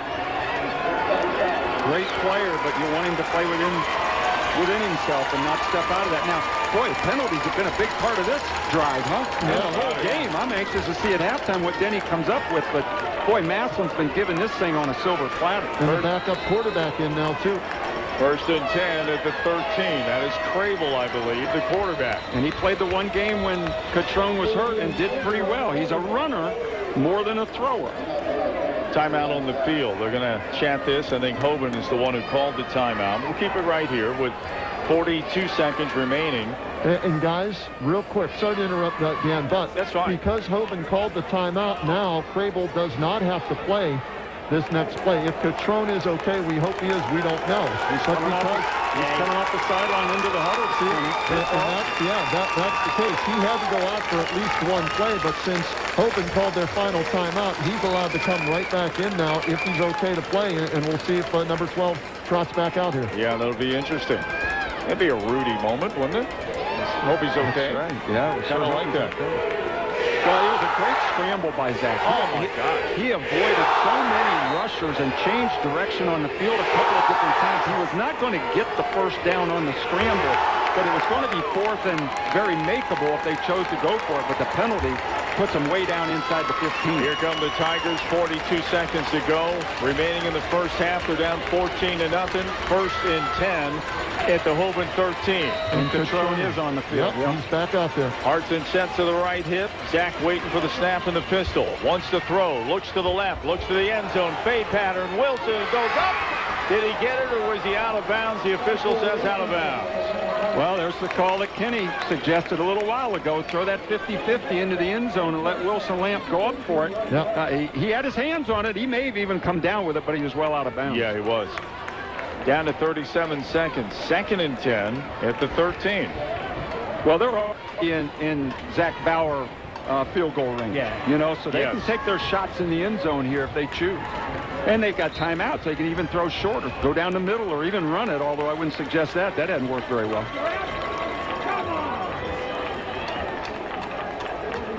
So we're ready to go? We are. Lamp and Martavian Johnson to the left. Caden Woolard in tight. But he's a couple of yards off the line of scrimmage. He could be part of a delay off the line. Catrone to throw. Pressure from the back, pressure from the front, and Zach's going to go down at about the 15-yard line. Lost a few. He tried to minimize it by stepping up in the pocket. Timeout to conserve some time here for Massillon. Yeah, so this brings up a 3rd and 10. Ball at the 13. Actually, it's back to the 15 now, so it'll be a 3rd and 12. And Massillon is out of timeouts. Okay. I believe. Yeah, they are, Denny, and that's very important here because if he gets sacked again, will they have enough time to get the field goal unit on there to attempt the field goal? It's 3rd and 12. You're expecting a pass, a run.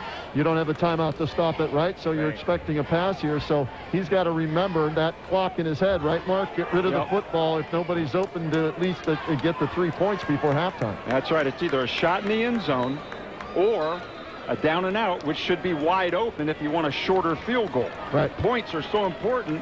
Coach Moore might decide, let's set it up and get a better shot at a field goal. Jaden Ballard, single coverage near the Massillon sideline. Martavian Johnson and the Twins to the outside, to the left. To the inside is Wilson Lamp. Hartson to the left hip of Catrone, and Zach waiting on the snap and the pistol. Low snap, goes down, crossing pattern. Woolard.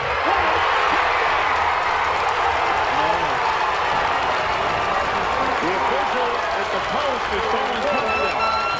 And a flag on the far side of the field. Well, I don't know what the flag would be. He didn't throw the ball up in the air, did he? I don't think so. Well, again, Caden Woolard, they don't use him very often, but boy, we saw down against LaSalle in Marysville how important he was as a receiver on a big catch. Here's a big catch also. Dan, you talked about him being set into the backfield a little bit as a delay. That's exactly what he ran. He ran an arc route. They threw it to him, and he got very, very close to the touchdown, if not in.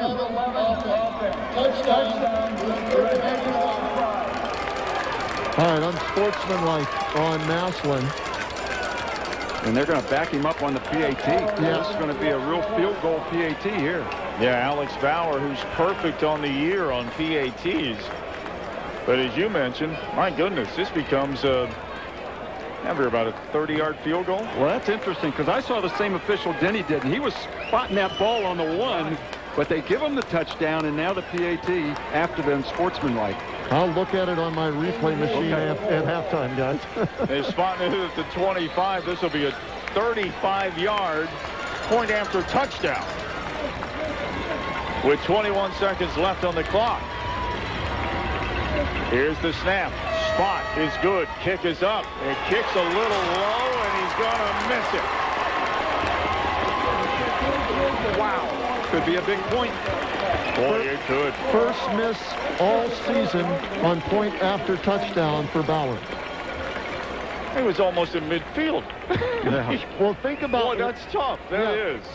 Think about why they did that, though, guys. Look at the time left. 21 seconds? No timeouts left. So there's really, unless you return the kickoff, a long way. Really no chance maybe for you to score. So let's take a point away possibly from Massillon and make them earn an extra point from NFL range, basically. And it worked out for Tim Terrell. So a great job by Terrell. He really did. So Hoban with a chance for a return here, depending on where Magnus Haynes puts this on the kickoff. Of course, Brian Novak standing by, who have the Pizza Oven Papa Bears halftime report for you on the Sarchon 4 game of the week. Tigers on the board now, down 14-6. And Hoban back to return. Back deep is Kirk and Davis.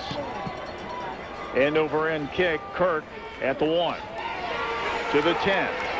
In between the hash marks and knocked off his feet. Great defensive play that time by Ryan Zenkovich for the Massillon Tigers to trip him up.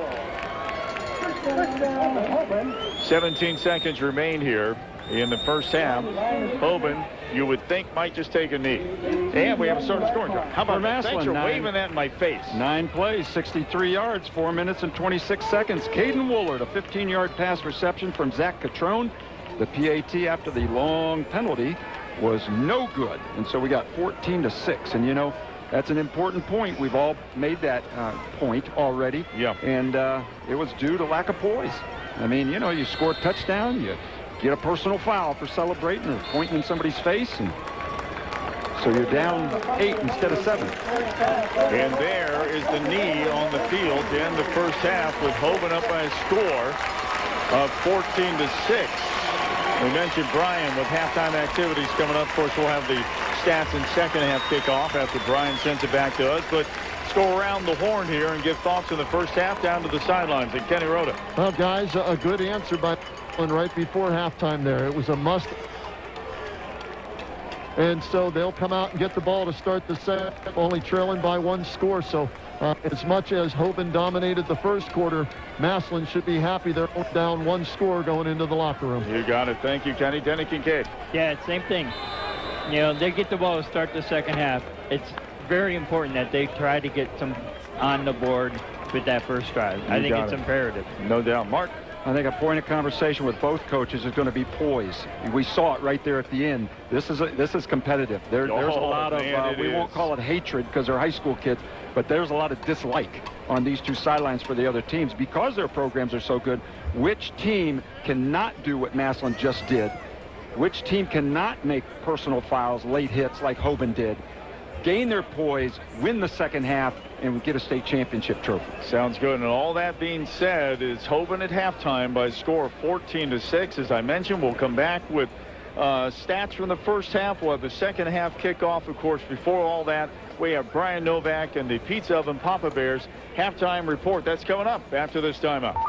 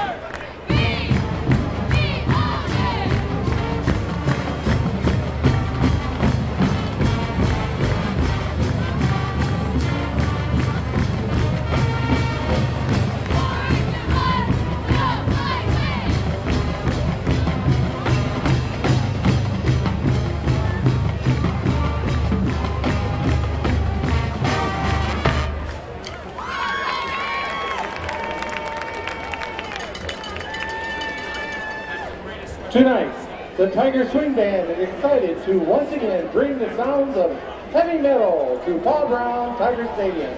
We open with Deep Purple's 1972 hit, Smoke on the Water.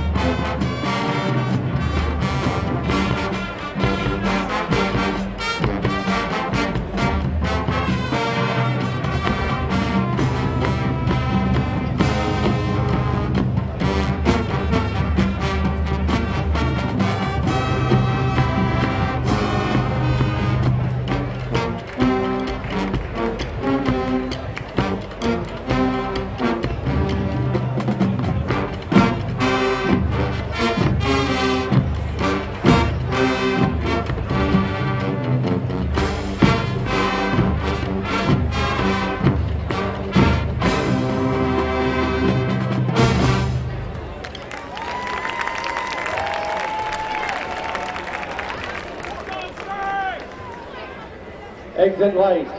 Enter night. Take my hand. We're off to Never Never Land with Metallica's Enter Sandman.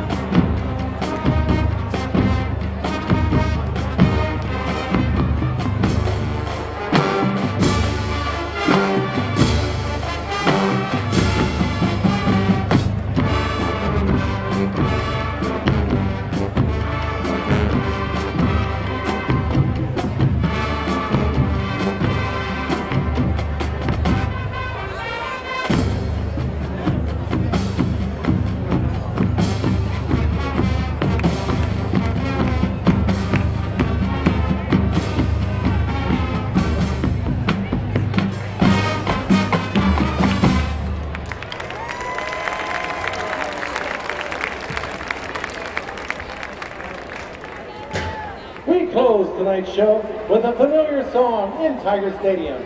You may have heard it following one of many Massillon victories over the years. Enjoy our rendition of Rock and Roll All Night.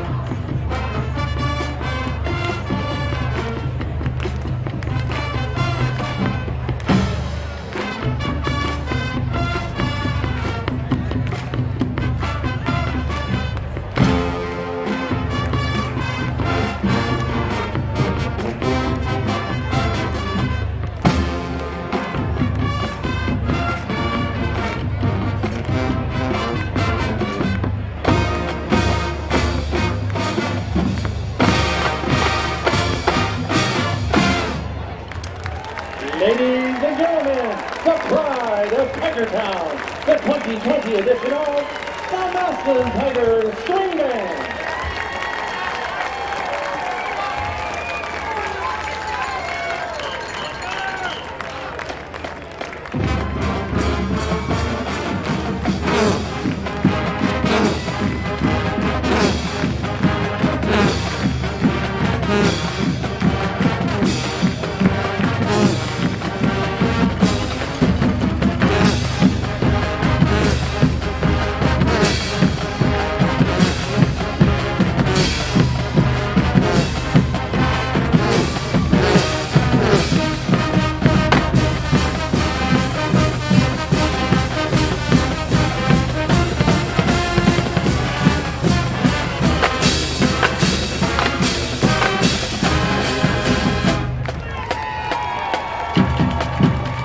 The Massillon High Band is directed by Jason Neal, assisted by Jen Smith-Heisler, Chris Grisbaum, James Gates, Montana Hollis, and Lauren Foster. For this season, it was led over the field by drum major Brandon Johnson, Darian Joseph, and Odie the Tiger, Grace Busey. Our opening routine is the traditional fanfare, Tiger Rag, and carry on. Once again, ladies and gentlemen, the Massillon Tigers Swing Band.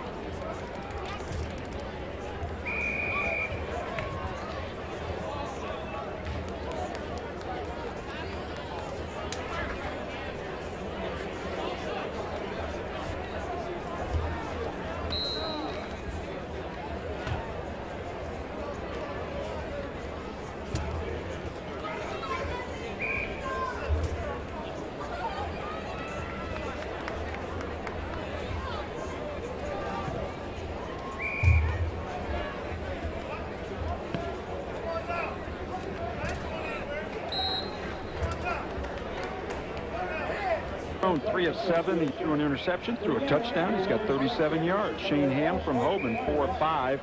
He's thrown an interception. He's thrown a touchdown. He's got 22 yards. Rushing, Vic Dawson from Hoban has 102 yards in 12 carries in one half. For Massillon, Martavian Johnson, 3 carries, 35 yards, and Will Trell Hartson, 6 carries, just 3 yards. That is the difference, in my mind, in a lot of this game right now. Oh, without a doubt. Denny had talked about that too. Run the football, Mark. You said run the football. He's young. He's a sophomore. He's been pretty prolific for him this year. You're going to run into that opponent that makes every carry a premium in a game, and he's run into that tonight with Hoban. Yeah, well, Hoban's defense, we knew coming in statistically against that schedule, they were really, really good, and they are. They're really, really good. I'm sure that the best that Massillon's seen. Without a doubt. Kenny was talking to us off the air. Kenny, you were saying Zach Petrone came out of the tunnel, if you will, helmet in his hand. I see him over on the sidelines playing catch. He's has his wits about him and throwing a strong ball. So that's a good sign from Massillon that you've got your starting QB trotting out, ready to go to war here in the second half. And hey, the Tigers get the ball to start the second half. And guys, I'll interject something here. I just heard Nate Moore talking with the people on TV, and he said as bad as that first half was, we're down 1 score and we get the ball to start the second half. There you go. So we got to do better at the line of scrimmage. I knew that was coming because that's, Nate has built this program on the guys up front. So they got blown off the ball pretty good in that first half, so they've got to clean that up. And they get the ball to start this second half. So that's where we're at, 14-6, hoping up with 2 quarters to go for the state championship. And you mentioned those words by Nate Moore, and Frank Salon has been texting us. He saw the TV interview with Tim Carroll, and Tim basically saying, hey, we got to play better with our heads in the second half because we let stupid things get away from us in the first half. So both coaches, I think, sending messages to their kid, get it on a level playing field mentally and emotionally and physically, go out and execute the plan that we had coming into tonight. Well, I'm sure part of that conversation coming out of the locker room or in it before they came out was, we get the ball, let's score. We got a great 2-point play, tie ball game, let's start over and win this thing. So hopefully Massillon's offense is up to the task here with this drive. And guys, much better than 2 years ago. Remember, at halftime it was 35-7. So 14-6 doesn't sound too bad compared to 2 years ago. And they made great adjustments 2 years ago, guys. We all remember it was a 35-28 game, 4th and 2. And it looked like Massillon was going to get the ball back, and I thought they were going to score and tie it up, and then the fake punt. So Massillon made some great adjustments 2 years ago. Let's see what they do here with the adjustments in the third quarter. There you go, Kenny. Here you are in your own stadium playing for the D2 championship. Yep. And if I'm not correct, if I'm not mistaken, if they would win this game, would they be the first champion to play on their home field to win a state championship? At least in Stark County. Boy, I want to tell you something. I got a distant stare from you. I thought you said McKinley won it on They played on the field, but they didn't win that. That's all right. You just stumped Denny Kincaid with a trivia question. How about that? This is a banner night for me. How about that? I'm going to have to... The only thing missing was me taking a photo of his glazed look as he stared. Gentlemen, here we go.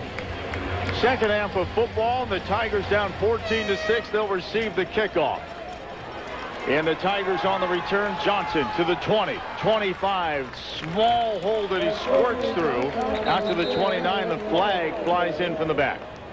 That's going to be a holding against Massillon.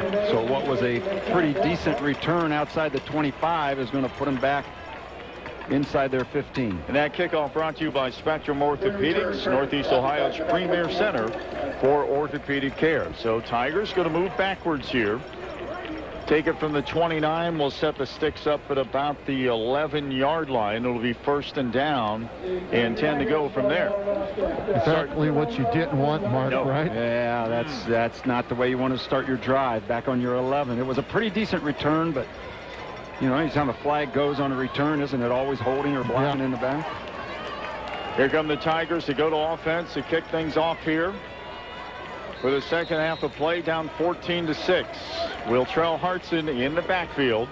Ballard up top, singles. Twins to the left, Johnson to the outside. Wilson Lamp to the inside. Now they're moving Wilson Lamp. Now they're going to send him off the field. He must have his kneecaps exposed. The referee walked up to him and said, "Go to the sideline, sir." And he does. You're correct. We've seen him doing that a lot this year when kids aren't properly equipped. They just send them off the field, bring on a replacement. And he did. He's making the proper adjustments over on the sideline. Here's Catrone in the pistol.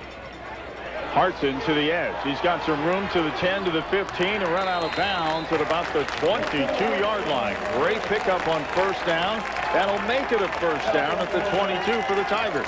Adjustment number 1, gentlemen. Run Hartson outside. Everything in the first half was between the tackles with him.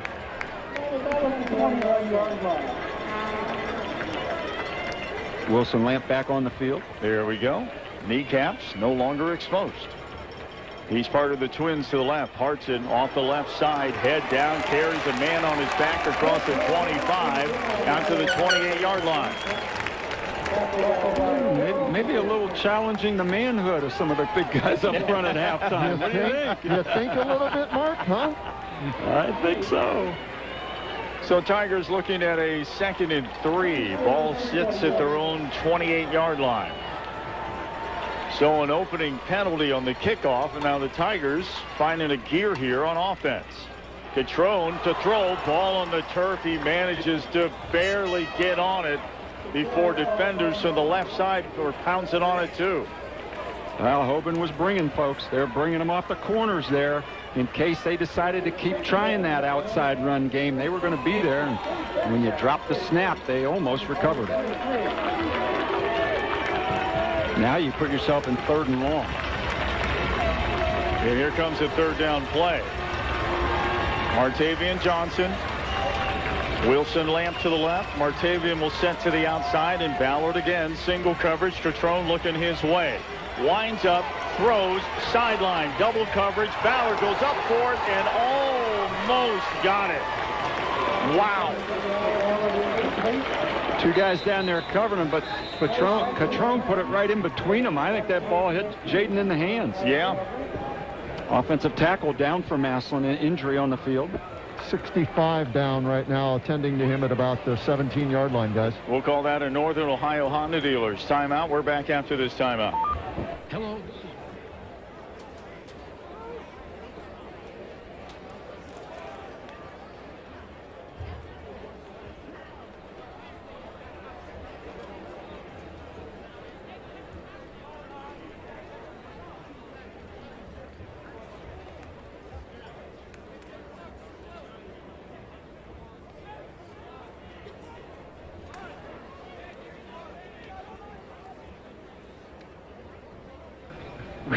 Back at Paul Brown Tiger Stadium, the one, the only, 1480 WHBC. Division II championship game here at Paul Brown between the Tigers and Hoban. We still have a Massillon Tiger down on the field. Yeah, it's Big John Kuth, the 6'1", 315-pound senior, really good offensive lineman, and they're spending some time with him, which typically is not good. Looks like they're going to get him up. See some of the trainers stepping away. And the big fella's on his feet. Gets a nice round of applause from the Hoban fans, from the Tiger fans. Hey, and he's walking on his own. That is a real good sign. That's an even better sign. It is.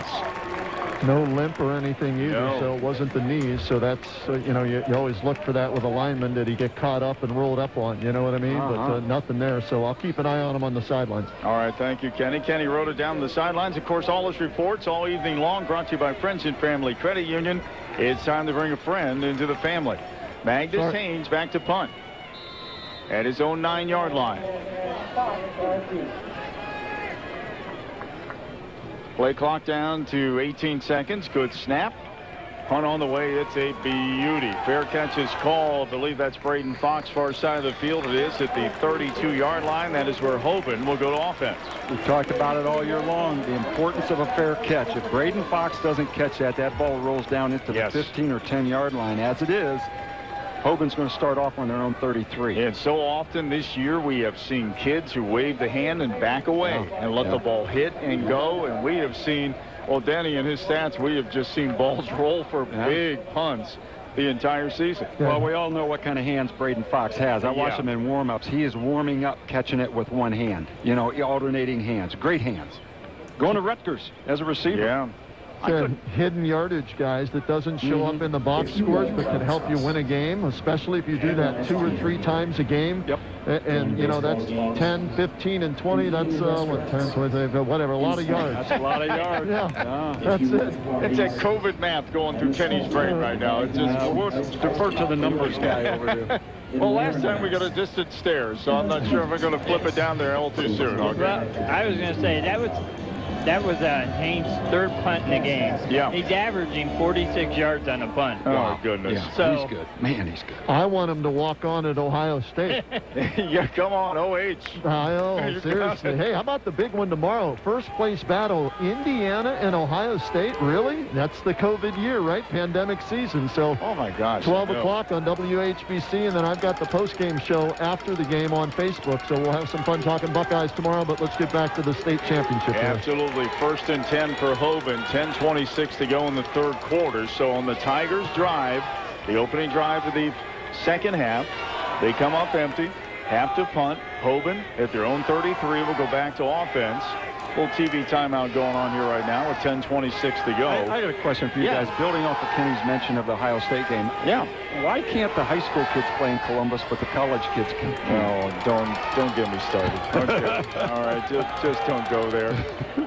All right, because I'm not allowed to have any of that stuff while I'm working. Okay, I'll go home and kick it back later. But yeah, so many unanswered, no straight and narrow answers, let's put it that way. But hey, here we are. Empty backfield, looks like a throw. It is. Gun for Shane Ham coming up. Now man in motion, left to the right. Tigers do a great job of stringing that down the sidelines for no gain and possibly a loss on that with the carry. Carrion Davis. Yeah, Isaiah Clark coming out of his safety position to make a hit, and right there was Nick Liebler, number 24. He's really been playing well the last few weeks, getting lots of tackles. Seems with Davis's speed, that play is more suited to the wide side to get him in more space than the short side. Yeah, that sideline, that's like a line of defenders over there that never miss a tackle, right? Yeah. So now Dawson back in the backfield. Ham will be in the pistol. Twins to the right. Braden Fox single up to the left. Ham is going to throw it on the wheel to Dawson. Dawson barrels over the defender and gets out to about the 33 or 37-yard line, I should say. That'll bring up third down. So we have a third and about 5. Yeah, Hoban is so good on long yardage situations of getting some of it to make the next down very meaningful. Yes. It wasn't fancy. Threw it out to a running back. Nice tackle there by Martavian Johnson. Absolutely. And Jaden Wise, but still, your 3rd and 5. So Davis singles. Now they're going to pop this into twins both sides. Wilson Lamps off the field again. There we go. He checks out. And checking in to replace him will be T.J. Williams. And this is not anything against T.J. Williams, but Wilson Lamp is a great cornerback. It's hard to have him not on the field on 3rd and 5. Ham in the pistol. Takes the snap, looking that way. Davis has it, breaks a tackle, 45-50, 45-40, 35-30, and Davis is gone! Touchdown Knights! And where did they throw? Yep. Right at Wilson Lamp's position. Yes. Great coaching right there, guys. You got it, Kenny. See a weakness, exploit it, and Wilson Lamp, if I'm him, I'm feeling pretty embarrassed right now. That's 2 plays to start this second half when you had time at halftime to make sure your uniform was ready to go. Yeah, well, Kenny, your point is well taken. I had a coach one time that said anytime you see a sub-defensive back come in, throw at him. Absolutely. That's where we're going right now. He's either not as good as the other guy or he's not loose. In either case, you have the advantage. Go after him, and boy, did Hoban go after him. Trainers, by the way, came out to check on Austin Brawley. He was down. They got him up. He walks off under his own power. Now the extra point coming up for the Hoban Knights. And Durkin in for the honors. So we get things sorted out here. There's a penalty that they just announced will be taken on the kickoff. I'm assuming that's against Massillon then. So Durkin in for the extra. Hoban up 20-6. This could be 21-6. Spot. And the kick sails deep into the night. 8:48 to go in the third. 21-6. Hoban back after this timeout. My people.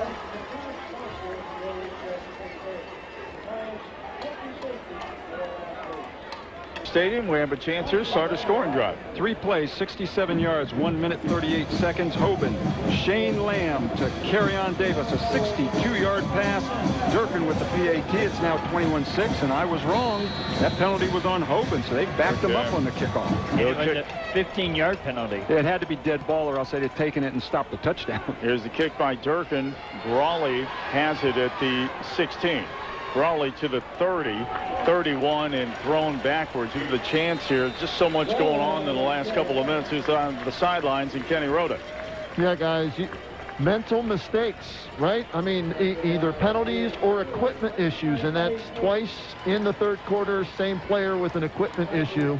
And if the officials are going to single you out the first time, you should know they're going to do it again if you're going to have a similar equipment problem there. So a major missed tackle on that short pass play turns into a touchdown, and now it's a 2-score lead for Hoban. And great coverage by Hoban with the 15-yard penalty. They still kept Massillon to the 30-yard line. Yep. Catrone with the jet to Martavian. And Martavian's going down for about a 6-yard loss. Back to the 24-yard line. Well, that was H.A. Kirk out there to stop him from getting on the edge. He didn't make the tackle.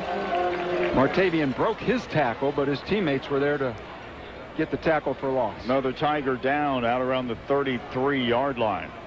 Guys, there's some real hitting going on in this game. Man. Both sides.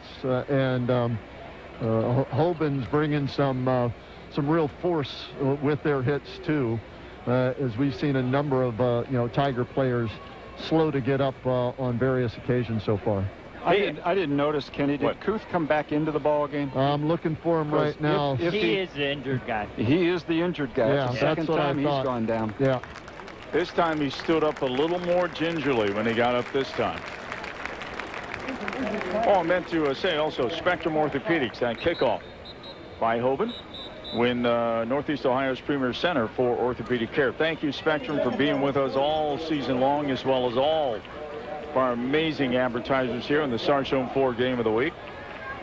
Well, John Kuth is a senior, and it looks like he's got an injury, obviously, but he was trying to make a go of it, man. He wanted to come back out there and help his team, and I don't know if we'll see him again after that. We'll have to keep an eye on it. We know Kenny Rhoda will. Trips out to the right, Catrone in the pistol. Zach wants to throw. Throws it out in the flat, low ball, and Wilson Lamp had to really go down low to even get a hand on it. Didn't get low enough to get a hand on it. Incomplete. Good call by Massillon. That's what Hoban's been doing on 2nd and long. What do? You get part of it. Yeah. That's what they were doing. A little hook route to Wilson Lamp, but, threw the ball in the dirt, and we're coming up 3rd and long now. Yeah, 3rd and 14 to be precise. Trips again to the right. Martavian was in the middle, who flipped to the inside now.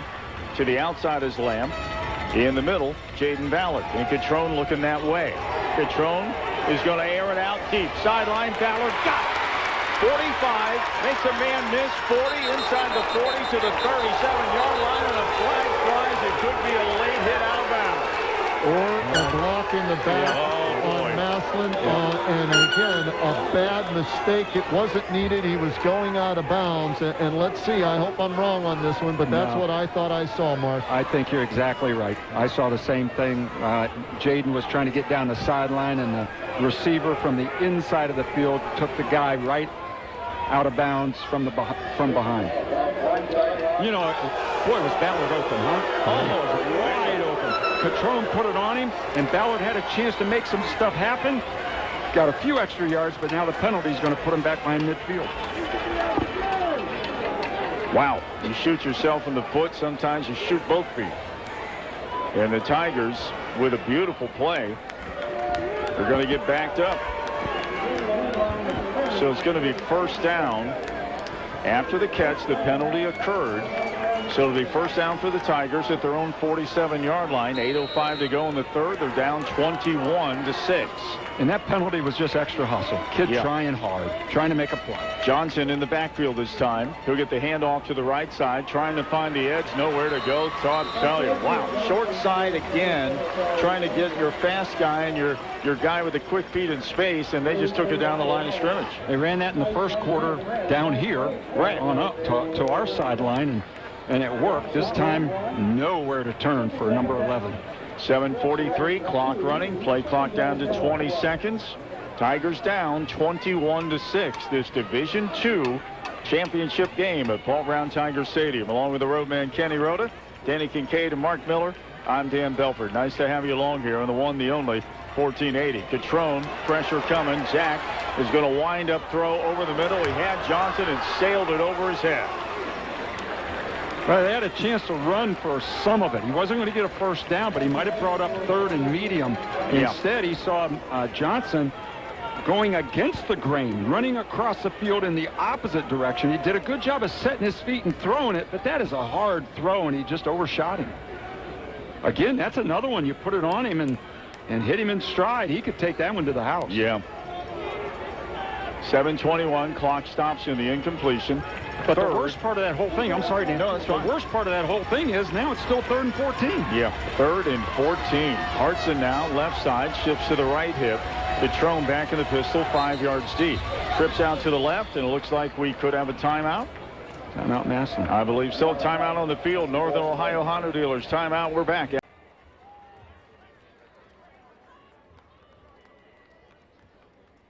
Everhard.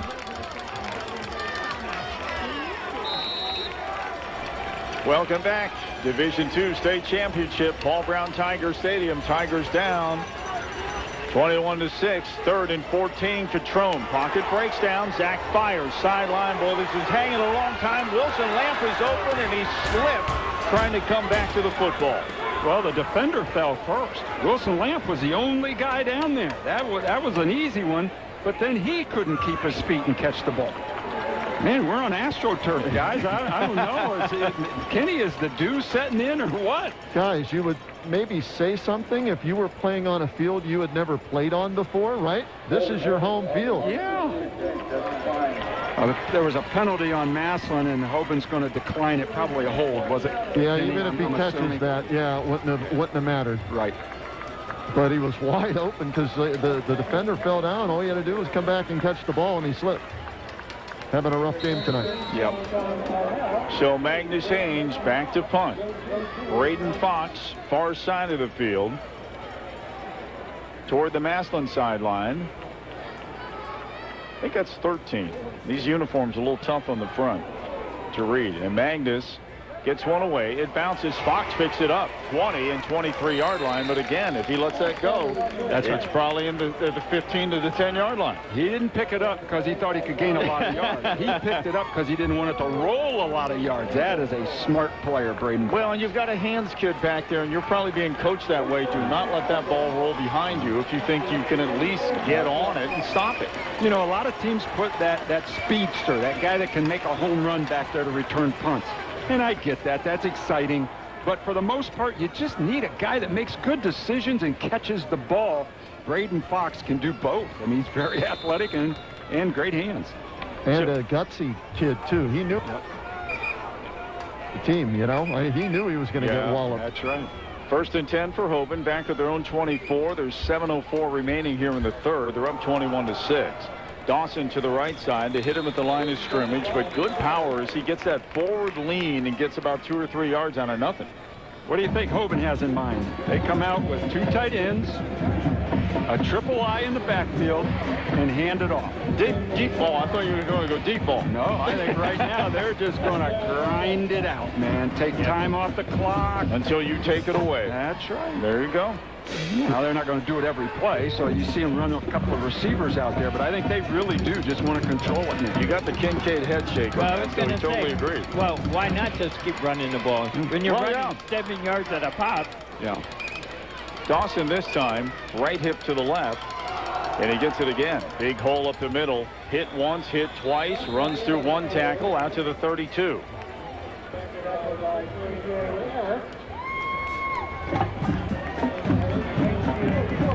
.802 on the time here in the evening. Well, here's a 3rd and a couple. And this is a play that if you're going to get the ball back for your offense and get back in this game, you've got to make a play. Yeah, we're under 6 minutes here. 5:52 to go in the 3rd. 21-6. Hoban with the lead and the ball. 3rd and 2 coming up. Ham under center this time. It's Dawson trying to bounce it left. Well, the Tigers take this down the sideline, and he's going to come up about a yard. Well, boy, I was going to say a yard short, but the official ran out to the 30, then slid over to the 32. Yeah, I thought they were well short. Yeah, now they are. And there we go. They're a long yard away. So that's a great stop for Massillon's defense. And they did it by committee. A bunch of guys across the line of scrimmage making that hit because it takes more than one to bring that Dawson kid down. Tough kid. Really Where's tough he kid. going to school, man? He's good. Dawson. Durkin back to punt. Martavian Johnson will settle in around his own 29-yard line. Be nice to see Martavian get a low one where he can run with it. Good snap. Good punt. High one.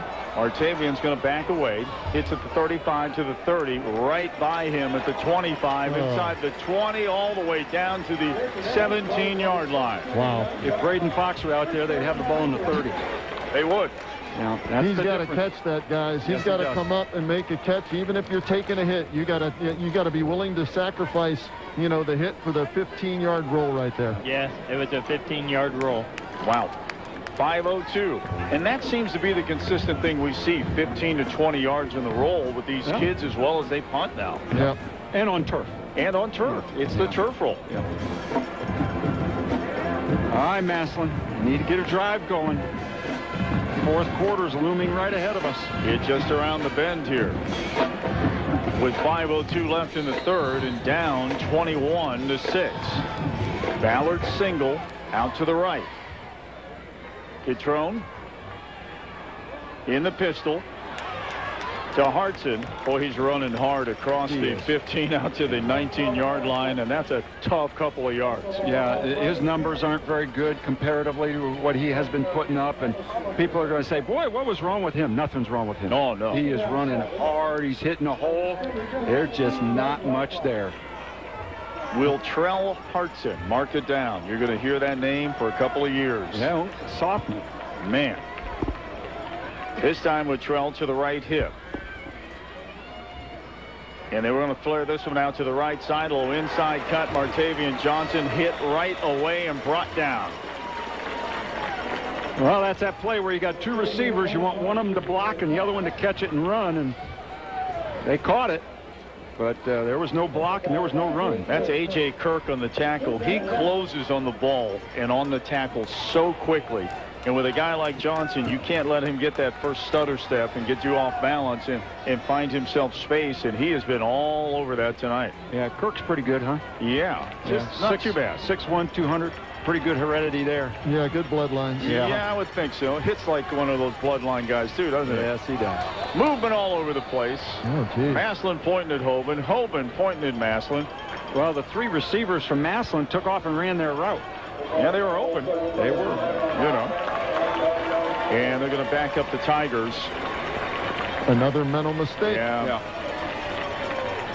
This will make it third down in about, 12, 13 yards here? Yeah, it looks like 13. Third and 13. 3:37 to go in this third quarter. Don't you find it odd that all three receivers went off on the same count? Oh, yeah. I don't know how Massillon signals plays. Sometimes they have guys signaling to the linemen and other guys signaling to the skill kids. I don't know if that's the case or not. Clock running, 3:22. Play clock down to 2 seconds. He's going to take the snap at 1. Catrone to throw. Zach steps up. Nothing there. Zach is off and running. 23-yard line. Very close to the first down. We'll spot this right at the 23, but that'll bring up a fourth and about 2 for the Tigers. Well, Zach did what he could. He didn't have time to set up and throw, and maybe didn't have anybody open anyway. They were all flooding the right side of the field. He took off, headed down the left side of the field, and boy, this defense just reacts, man. They're quick. They close very well, guys. Yeah. Closing speed from sideline to sideline with those secondary players, outstanding. Braden Fox and Parnell back at their own 35 to receive the punt. Magnus Haynes will take the snap, and he'll boot it from his own 12. Boy, rush. They may have partially got a hand on that as it rolls across the 40 down to the 35 to the 33. Pressure was coming off that left side. 17. Who's 17 for... That's Peterson. I was going to say, Peterson had 3 sacks last week. He has 1 here tonight. That's twice now where he's come close on punts of almost getting a hand on it. He forced the bad kick there by Magnus Haynes because he saw him out of the corner of his eye and got rid of it, a little bit quicker, I think, than he wanted to. Yeah, without a doubt. I think it was more rushed, but gave the impression that he maybe got a hand on it, Kenny. Yeah. Well, that kid's a man. He's 6'3", 242, going to Wisconsin. Oh, wow. Second-rated player in Northeast Ohio, behind Ballard. Playing football up there, eh? How about that? 2:28 to go in the third. Tigers come up empty again, but they're down 21-6, and Hoban back to offense at their own 32. This is Sperling in this time. You could take the number off his jersey, and you would know who he is, just by the way he runs. Yeah. Yeah. Not a bad job on first down by Massillon. Got to just keep plugging. You know, they're just a fumble away from letting Massillon, you know, get good field position, sticking it in the end zone and making it a one-score game. I mean, you know, for all the domination that Hoban's had tonight, Massillon's still there, man. They just got to keep playing. 2nd and 7, so 3 yards on first. Sperling stays in the lineup. He'll set to the right of Shane Ham. Twins out to the left and Singles out to the right. Wilson Lamp on the single. And Ham is going to keep it himself this time. Off the edge to the 40, out to the 43, and knocked out of bounds right there. And that'll move the sticks. I don't know if that was first down. Sorry, Dan. No, I don't know if that was a check or a late signal from the coach, but as soon as Massillon walked up and showed that it's man-to-man coverage, Ham kept that thing and went around the corner because there's no run support out there. Well, they're running down the field with the receiver. We haven't even gotten a sniff of him running the football tonight. And that was just a react and go. Yep. Fox this time will be single out to the left. And Ham under center with the splits in the backfield. And Sperling in the eye gets the handoff. Trying to bounce it outside, and he nearly did. Out to the 48-yard line. That was one little juke away from a foot race, and maybe not a foot race at all. And all the Hoban people went, ooh, because they know he was that close. They've probably seen him do that several times this year and go the distance for a touchdown. But Massillon did a good job of tripping him up just enough. He'll stay in the lineup with the clock down to 1:10 in the third. And Tigers down by that 21-6 margin. Ham under center. Play clock down to 8 seconds. Sperling right side off the edge. Picks up a tough one more I thought. I thought he had about 2. He ends up getting about 4. So here, as you say, Mark, again, a third in a very manageable short distance. Yeah, they do a good job of keeping that thing moving and getting close to that first down on second down so they can make it on third. But again, it's an opportunity for Massillon to make a big play. We saw him do it the last drive. Made a big play on the outside play to force a punt. Let's see if they can do it. So here comes the 3rd and 2 play by Hoban. And the Massillon defense being urged on again to make the stop and to get the ball back. 21 seconds remain in the third quarter. Right side, left side is Dawson, who's back in the lineup, and Dawson just mans his way down to the 39-yard line of the Tigers' first down Knights. And the first contact was beyond the first down marker. That's how much that offensive line moved Massillon's defense back. And let that kid get downhill and get low on you, and that's a tough load to bring down. Yes, it is. And it's starting to wear on the Massillon defenders now. You see them, you know, bending over on their knees, and, you know, this offensive line is just wearing them out. 3 quarters in the books in this D2 state championship. 4th and final quarter right after this timeout. The Ohio High School Athletic Association wishes good forward health benefit solutions for your employees during these unprecedented times. Health Action Council, enhancing business, enlightening lives, and enriching communities. Kenny Rhoda, Mark Miller, our color analyst, legendary statistician Denny Kincaid, and yours truly, Dan Belford. Thank you for being with us tonight at Paul Brown Tiger Stadium in this D2 championship game, which right now is all Hoban. 21-6. We have a Tiger player down on the field, guys. Yeah, Jaden Wise, number 22, is down right now. Looks like they're checking out his shoulder or something, upper body. Here's Denny's third quarter stats. You ready for this? Let's go. Okay. Yards rushing, Massillon, just 19. This is just in the third quarter. But this is a quarter Massillon had to win. Hoban, 36. Massillon's thrown the ball for 43 yards. Hoban, 67, including a touchdown. So Hoban outgained Massillon in that quarter, 103-62. And we know at halftime they had the lead in all the different categories, so they have expanded that here in the second half. And those third quarter stats brought to you by Omni Orthopedics. When accidents happen, come to Omni Express. I got a chance here, guys. I'll get this in real quick. You probably realize, folks, with just everything that's going on with COVID this year, we're not able to hold our high school football banquet as we normally would out at Skyland Pines. But we're going to have an all-county offense and defense and team MVP, Stark County MVP, Stark County Coach of the Year, the Jim Muzzy Scholastic Achievement Award, and the Jim Johnson Award winner this year. It's going to be must-see TV. Okay, you got that? and we must see TV on Wednesday, December 2nd at 8 p.m. on WIVM. Dean Marini and our friends over there. Also on Spectrum and Massillon Cable. We'll live stream it on our website. And you can look back at the season, highlights, interviews, and, of course, the honorees. More details to come. We'll get that to you, but can't wait to announce all the award winners for this year. Well, it's a shame that we can't have that banquet. One of the truly great traditions in Stark County, and just a fabulous night for everybody involved. And I really missed being there. But, you know, it goes on. You know, it's like a lot of the other things that we've missed, you know. So you make the best of it, and I'm glad to hear that the awards will still go out to all these deserving kids. And this is not a good sign. And, you know, the dolly's coming out onto the field to take Jaden off. So when we say looking at a shoulder, maybe it was, you know, maybe some upper body ribs or something like that. And they just want to be really careful. I mean, he started walking off the field, so it's not like he passed out or anything. But, you know, they're going to take good care of him here, but it's going to take a while to get him off the field. It is. Now, let's look going into the fourth quarter here. You guys had mentioned the third quarter they had to win. You get the ball first possession in third quarter, and nothing goes as planned after that. Are we getting to a point now, and I don't know what your numbers state, Denny, in terms of time of possession, but is it getting to the point the Tiger defense is on the field a little too much in this game? Oh, I think so. And I think I can go back and look at third down conversions. I mean, that's been a real bugaboo for Massillon. They cannot get off the field.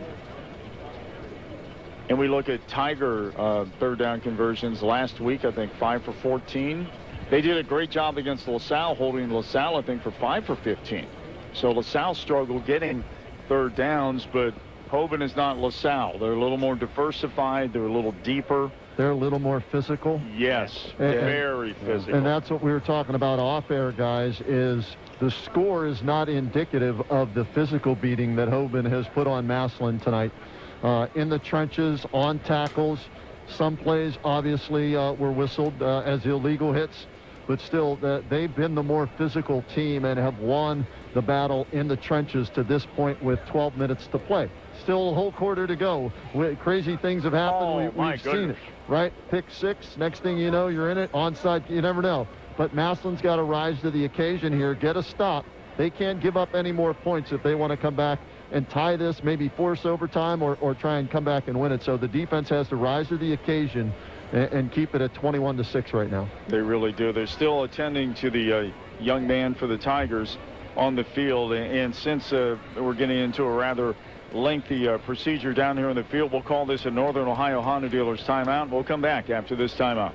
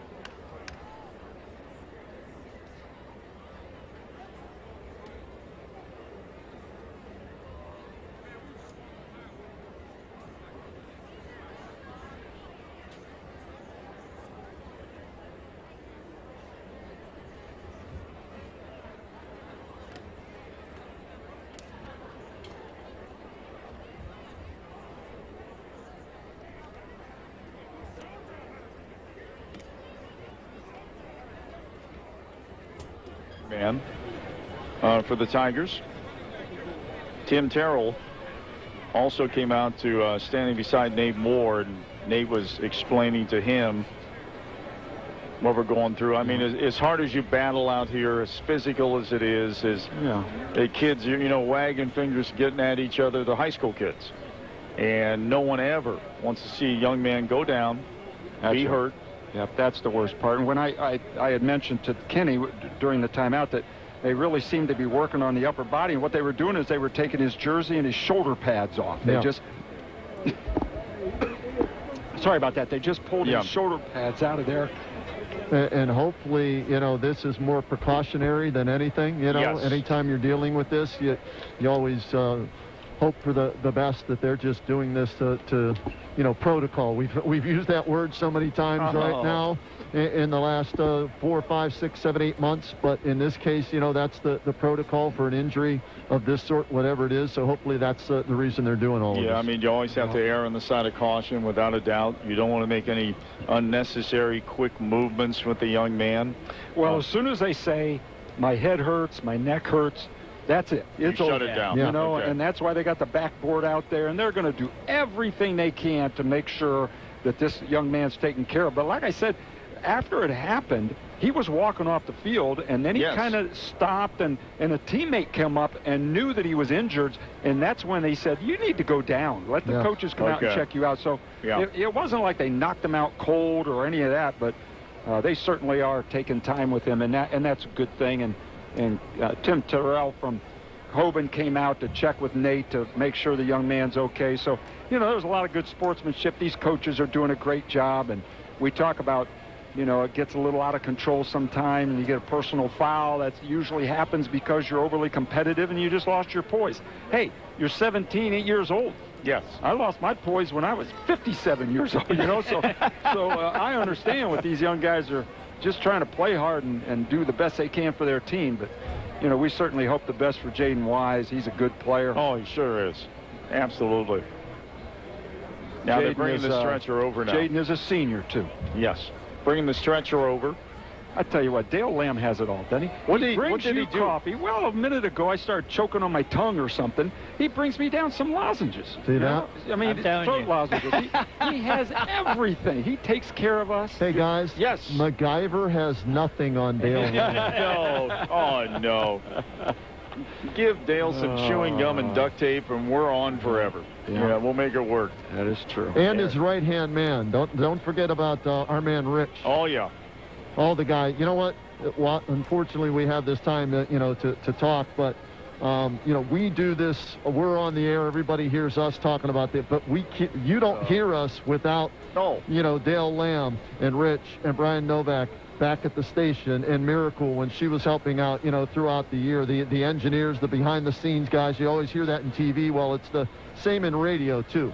You don't get the games on 1480 or Mix 94 or streaming without the guys that do the technical stuff that we don't understand. So thank you to them for their hard work all season long. You better believe it. And we were talking about that off the air when we got here tonight. And it's, hey, they keep the juices going. They keep us plugged in. They flip the switches. We sit down, throw on a headset. We make sure you're mic'd up, Kenny, and we're ready to go. And that's pretty much the extent of us showing up. Yeah, right. Well, I think that's why we call them the best in the business. Yes. You got it. You're darn right. And the same with Pam, too, for taking care of all the other things to make sure we can be at this facility to do the game or wherever we are and with the OHSAA. So thanks to Pam as well. Well, they have him on the stretcher. Still taking their time with him, making sure he's stable. Nice round of applause by the Hoban faithful. Standing ovation by the Hoban faithful below us, the Tiger faithful across the way. And now some of the Tiger players coming out.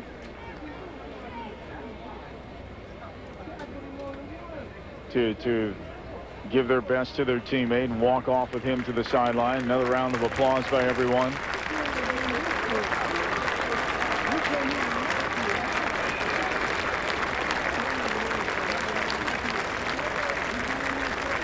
Love seeing sportsmanship. It's one of the greatest qualities of this game.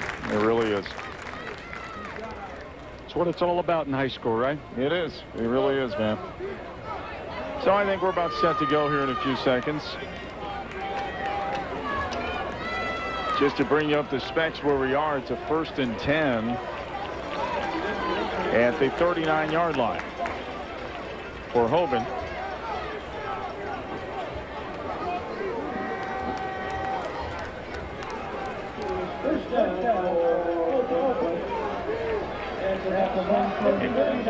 We're at the Tiger 39, and we're back at it here. Hoban with that 21-6 lead, and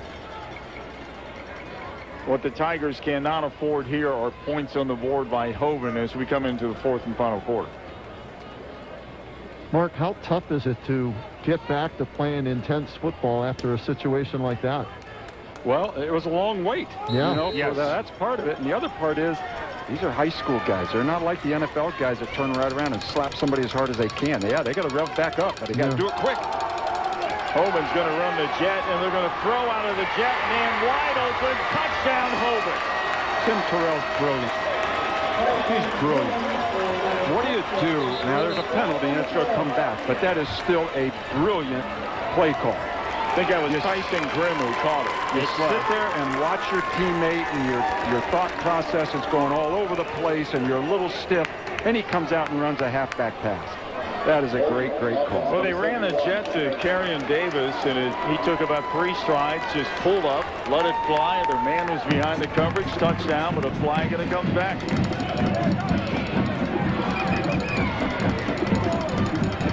Yeah, there was a hold right in the middle. And I believe that was the call. Yeah. So Hoban walks backwards. Now it's a 1st and 22 at their own 49. And Ham under center. I'd say Dawson's going to get this one. And he does. Head down. Lands in Massillon territory around the 47-yard line. Clock running here with 11:46 remaining. So they get a few yards back. Well, maybe the play wouldn't have happened without the hold. You know, I think it probably would have. But nonetheless, Massillon dodged another bullet. Yes, they At did. some point, they got to step up and make a huge play. A fumble hit right here. Get the ball back. Let's see what happens. 2nd and 18. Ball at the 47 of the Tigers, and Ham wants to throw. Across the middle, got his man, comes up with the catch. They knock him down at about the 38-yard line. Coming up with that was Sean Parnell. And again, just get it back in chunks. They're 3rd and 10. Now you're they 3rd got and 2 10. more downs to pick it up. They just use that formula over and over again. And the clock is burning. That's a good throw by Ham. He wasn't real open. He slid it right into the window.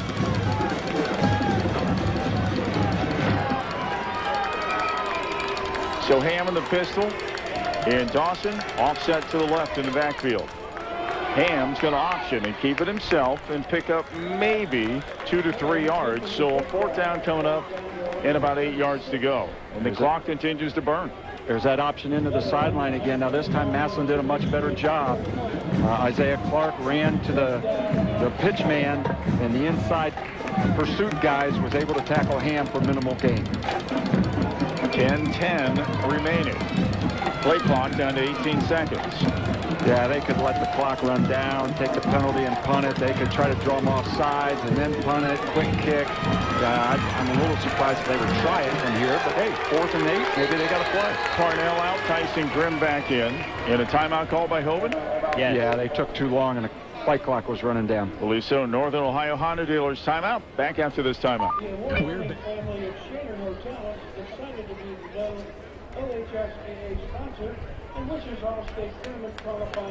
Stadium. 4th and 8 is what we have here. 4th and 7 they'll call it. Ball at the 36-yard line of the Tigers. I like Kenny's idea. Yeah, what was that? Fake punt. Fake punt. It doesn't look like Kenny, a heck of a call, wouldn't it? You woke up our stat guy. Yeah. Here we go. Ham back in the pistol. Man in motion, Parnell. Fake to him on the jet. Going post, man behind the coverage. Touchdown, Hoban.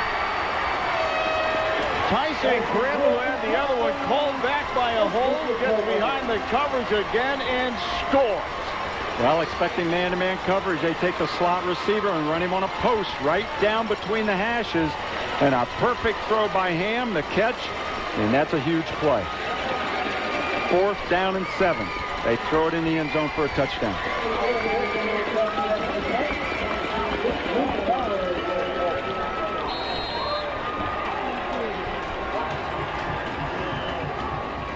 So in for the extra point. And they drill another one. Wow. I think we'll just keep it here for a second, guys. What do you say? He almost broke the scoreboard on that extra point. That's an expensive flat screen, man. It is. You can't do that. We mentioned a couple years ago that's just a little smaller than Joe Palmisano's at his house down in the man cave. Just a tad smaller. Hey, guys, let's give some credit where it's due, and that's to the quarterback for Hoban. Yeah. Shane Ham is a 4-year starter. Should they hold on and win this game tonight, he would be a 3-time state champion. And I think Ryan Isley, who covers high school football for Cleveland.com, told me he was 49-3 coming into this game. So 50 wins over 4 years and potentially 3 state titles. Mark, you played the position. Those are some pretty impressive numbers, aren't they? Forget the individual stats. Wins, losses, state championship. How about this? He'll have as many state championships if they hold on to win as he has losses as a starter. Oh, Denny's got a comparison too. Denny's he's pointing. You started something, Kenny. Same number of titles as LeBron James. There you go. Oh my gosh. Also from Akron. Exactly. Yeah, you're right, Kenny. I mean, that is phenomenal. What a career. No matter what that kid does in college, it's going to be a letdown. Yeah, it is. Here's the kickoff. Brought to you by Spectrum Orthopedics. Brawley at the 7. 15-20. Spun around at the 22 and knocked backwards to the 20-yard line. Tigers will go to offense, 1st and 10 at their own 22. And you talk about Ham and his accomplishments. What impresses me about him, it's not prolific numbers throwing or rushing. He manages the game so well and keeps the game right in front of him. He doesn't make mistakes. He wins. He's a winner. That's the only stat that matters to him. You got it. Whether it's, the RPOs, the option, throwing the football, whatever it takes, he does to lead that offense. And this is a dynasty that's being built, going for their 5th state title in the last 6 years. Tigers back to offense, down 28-6. Trips to the right. Twins up top. Here's the quick pass to the sideline. He threw it behind Martavian Johnson. It skips out of bounds, incomplete. Well, with that motion, they motioned Hartson all the way out to Twins to the field. They had Hoban confused. They were trying to figure out who should go out there and guard him. Now they ended up throwing it to the weak side, the guys that weren't affected by the motion. But nonetheless, if Massillon coaches saw that, they may have a little something. Now they'll go Twins to the right, to the near sideline, Martavian Johnson. Wilson Lamp to the inside. High snap. Zach pulls it in. Catrone thinking about running. Pulls it in, and now it's going to be just tossed down about the 24. Got to bring up 3rd, and roughly 8 yards to go for the Tigers. Well, man-to-man coverage, Massillon on Hoban. They throw a post for a touchdown. Man-to-man coverage, Hoban on Massillon. Protection will not allow Catrone to settle in and look downfield for that big play. Good defensive rush all night long for Hoban. See if he looks Ballard's way this time with single coverage up to the top. Catrone to throw. Look to Ballard's way. Pocket breaks down. They're all over him. Now they know you have to throw. They're pinning back their ears, and they're coming. Big advantage defense now on 3rd and long. And that pass rush has been good all night. In 3rd and long, it turns into great. So Parnell back to receive the punt. Braden Fox out there also. Parnell will go back to around the 25. Fox at 30. Now he's going to just walk back to the 25. To Fox. Now Fox moves up to about the 32. And Magnus Haynes getting ready to boot one. Pressure coming up the middle here. Gets it away. Low kick this time. And this is one of the few times we see Hoban let it skip by. Inside the 30, down to about the 22-yard line. It appears, Kenny, the pressure is starting to rattle the punting game just a tad for the Tigers here tonight. Yeah, it's been there all game long. We talk about special teams, 1/3 of, the game plan. And tonight on special teams, no question about it, the edge has gone towards Hoban. Perfect on extra points. Massillon missed one. The hidden yardage on fair catches, advantage Hoban so far tonight. So, guys, it's just been, for me, from field level, it's been all 3 phases dominated by the Hoban Knights tonight. And here comes Hoban back to offense with that 28-6 lead with 8:11 remaining in the game. Shane Ham, we talk about his efficiency, 8 of 9, 161 yards, 3 touchdowns. Wow, and that's your Sarda scoring drive. Of course, brought to you by Sarda. On the Sarda Show 4 game of the week, Dawson, a nice little cutback. That was designed to go off tackle. He countered it himself back to the right, pushes it out over the 25 to about the 30-yard line. Guys, the holes at the line of scrimmage for him to pick, you know, like you said, he cut it back, and the hole that he cut it back to was huge. It was. It's been that way all night long. 7:44, clock running. Fox trots it out to the sideline, to the right, to the Tiger sideline. Wilson Lamp will man him up. This time Shane Ham will go under center. In Dawson, the lone setback about 6 yards deep. Hand off Dawson. Boy, almost a mishandle there, but he got enough for the first down out across the 32 to the 35-yard line. Chains move, and clock continues to burn. Boy, he runs with a forward lean, doesn't he? Yes. He gets low, leans forward. That's why he always falls forward, runs really hard. And you get low like that, Mark, you take away that low hit by the defender. Yeah. They almost have to stay upright to get to you. They're not getting to your legs. They're not pounding your legs. Running backs want to protect those legs, man. Down to the 7-minute mark. Play clock just under 10 seconds, down to 8 seconds. And again, Ham under center, and again, Dawson 6 deep. And again, Dawson to the right side, to the edge. Nice stiff arm, gets himself to the 35, to the 37-yard line. Avoiding lost yardage plays. Always getting it across the line of scrimmage when good penetration. Interior that time for Massillon. 6:38 remaining. Dawson's up to 137 yards. He had just over 100 in the first half, didn't he? Yeah. He didn't carry it a lot in the second half until now, right? You know what's impressive? We're not seeing 20-yard runs, 30-yard runs, 26-yard runs. We're seeing 8, 5, 6, 10. Body blow, body blow, body blow. And they're adding up in this, final round of this heavyweight fight. In this final round is ticking its way down to 6:10 remaining. A little delay handoff this time on a counter, but a timeout has been called. By Hoban? Yep, by Akron Hoban, North Ohio Honda Dealers. Timeout. Back after this timeout.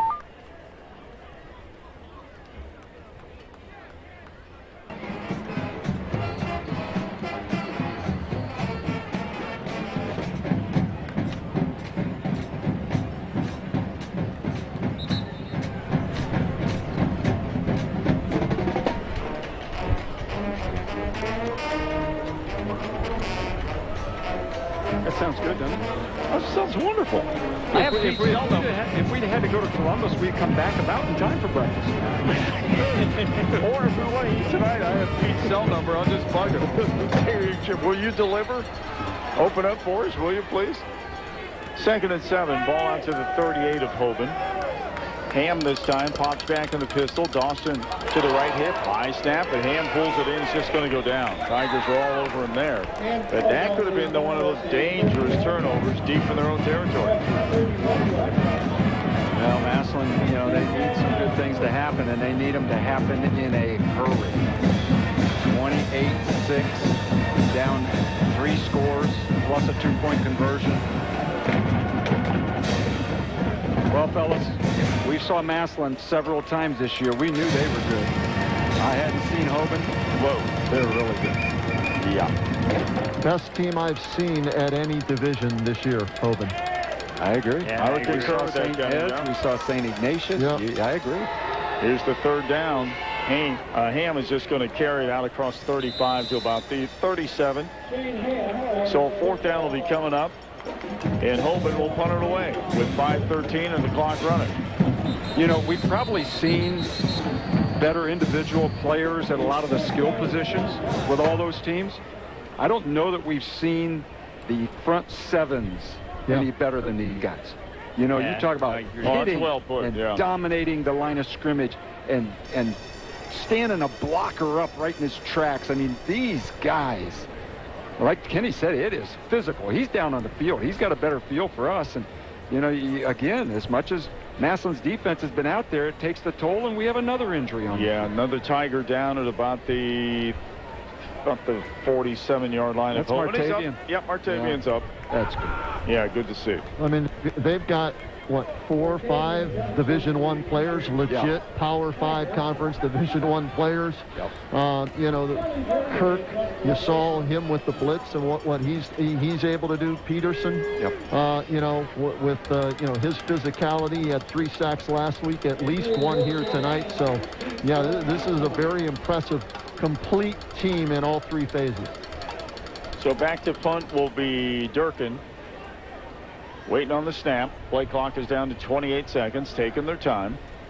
Game clock at 4:54. Lets it fly. Wilson Lamp calls for the fair catch and pulls it in about the 23-yard line of the Tigers. That's where Massillon will go to offense, down 28-6.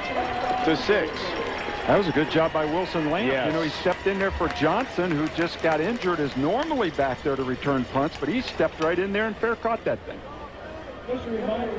Boy, Kenny, I had the chance to be on the air with you and JT this week on the Kenny and JT show, and you start running down the list of the Hoban D1 kids, the Massillon D1 kids, and I remember we said, well, right there's an all-star team right there. Yeah, just those 2 teams. I mean, goodness gracious. And then let's work on the other side of the ball. We'll see who we come up with to fill those roster spots. I mean, that's so impressive when you see the skill level that we've seen out here tonight for both teams. Catrone back to throw. Play action didn't fool anybody, and Zach's going down at the 20. Yeah, they caught man coverage again, had some deep routes, and Zach couldn't even hit his last step before he had to try to get away from the rush. And like you said it earlier, Dan, advantage defense, right? Yes. They know Massillon has to pass right now. And what more fun for a defensive lineman to get in that track stance and try to rush the quarterback. That's well said, track stance. They were coming off like the guns fired. Catrone pistol, Zach to throw. Protection good, steps up, throws to the outside, Lamp had it in his hands and lost it. Incomplete pass. And who was there with the added little hit to say that's incomplete? It was Kirk again on the coverage. Now we got Wilson Lamp down right in front of their bench. That was a one-on-one crossing route, and Lamp had a step. I thought Catrone put it right on him. Ball was incomplete, and then, as you mentioned, a hit. Yeah, Kirk's played a heck of a football game, and boy, he's good, isn't he? He brings the wood, man. He hits you, and you know about it. And like we said, the bloodlines are there, and somewhere, I don't know if he's here in the stands or if he's watching somewhere, but older brother Mike Goss, very proud of the performance tonight. Big brother. He's listed as athlete. Boy, they nailed that one, didn't they? Yeah. Big brother helped coach that one. Yeah, I'll bet they've worked a little bit together. Well, 6'1" and 200 going to Michigan State. He's probably going to, he can play, strong safety? Oh, I would play say. about anything. Yeah. Zach to throw. Going to fire this out to the left side. Fumbled. And Hoban comes up with it and returns it inside the 30 to the Tiger 25-yard line. It popped right out of the hands. Well, that's just a kid trying to make a big play out of a good play. Normally he'd have ran out of bounds and secured the ball. This time he cut back inside, got hit by 2 guys, and the ball pops up and out. And that was Eric Thurman. Eric was wide open, got it, spun, ran, as you said, and just trying to make something happen. It popped out. But a perfect bounce. Perfect one bounce, waist high to the Hoban defender who just grabbed it. Was that Davis, number 2? Yeah. He had the pick 6 that sealed the game last week against Avon. That game last week, they were up 14-0. Hoban was in the 3rd quarter. Avon tied it up. Hoban came back to take a 21-14 lead, and then Davis had the pick 6 to seal it at 28-14 last week. So he's kind of a finisher, huh? Yes, he is. Yeah. So now Hoban, Ham is going to keep it right up the middle. Look at the surge by that line as Ham just follows the big fellows inside the 20 down to the 15-yard line. A little extracurricular pushing and shoving going on. The officials step in very quickly. And the Hoban coaches out there, too, to separate it and get it under control. Well, I'll tell you what, Coach Terrell could still play. Yeah. He got out there and broke that baby up in no time flat. And he's letting his players know about it. With 3:36 remaining, well inside the Old Carolina Barbecue Company red zone. The officials talking to Hoban players. Hey, this official crew has done a nice job, too. They have. This is a tough game. tough game to officiate. We've seen some penalty flags, but not a overly rash of them. I mean, you jump off sides, you got to throw a flag, right? Yeah. I'm not sure. One of the Hoban players may have been sent off the field. Well, and I'm Coach Terrell grabbed another guy off the sideline and didn't seem to be too happy with the one that came off. Want to see? Well, it was Shane Ham who came off. Yeah. Well, he was the one that ran the ball and was getting tackled, and yeah, but maybe he took his helmet. Maybe he took exception. Oh, he lost his helmet? Good call, Denny. That means he's got to come out. Sophomore Luke Fisher is under center. Is he the heir apparent? Sperling to the outside to the 20. They got him by the jersey, and they spin him down at about the 11-yard line. Good thing they got the jersey. He was going to walk in the end zone because Braden Fox had taken Wilson Lamp into the end zone on man-to-man coverage. There was nobody out there. So the 12 is where they'll mark it. It'll be 1st and 10 from there with 3:14 remaining. What's up, post-game? Ham's back in. Yeah, there we go. He's back in. 28-6 Hoban. They're looking to tack another one on.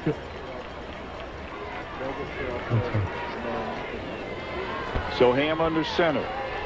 Dawson is back in. Play action to the big fella. End zone wide open. Touchdown. And coming up with that one was Chance Carter Hill. And we got flags all over the place. A couple of players pushing and shoving. Coaches from out on the field again. And Coach Terrell gets that coach off the field because the coach was a little upset.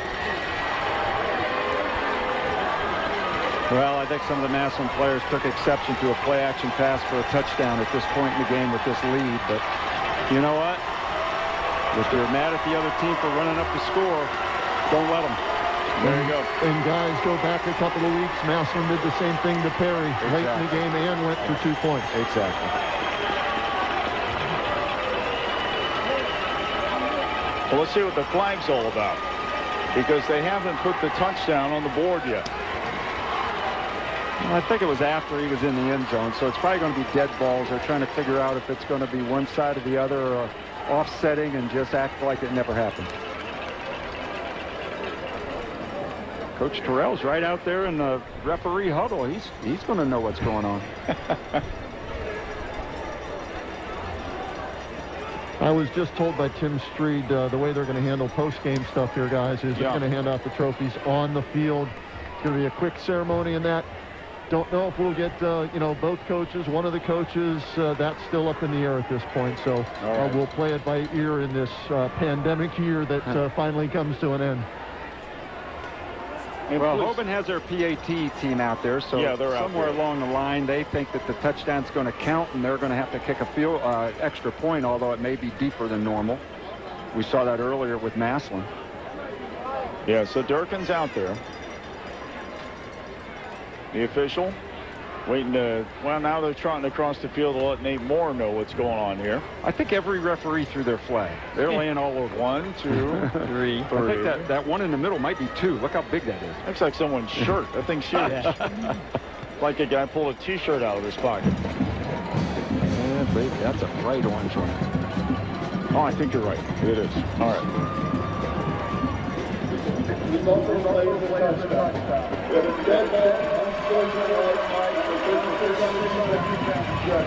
Okay. So unsportsmanlike on the Tigers and Hoban. And Hoban also. 72's been ejected. Oh, for Hoban. Yeah. And I don't see the penalty for Massillon was against Miller, and I don't see him out there either. So they may have sent both the fellas to the sideline. At this point in the game, probably a good thing to do. Yep. So it's on the scoreboard, 34-6. And it's a matter of just picking up that laundry out there and letting these kids kick the extra point. Man, we'll just be keeping it here, guys. Yeah, I don't know why Massillon and everyone's hanging out at the 10-yard line. The ball should have been spotted at the 3. Yeah, if they're offsetting, let's just set her down and kick it. They've already gotten rid of both the players that they thought the penalty was against. Hey, of course, Kenny, you mentioned about the little just a little extra against Martavian tonight, and Mike Miller. Mike Miller is one of the players who was tossed and was part of the scrum down there, if you will. So yeah, and guys, you know, I said it before the game on our show, the Healthcare Stadium show. They were still ejected. On the unsportsmanlike on the 33rd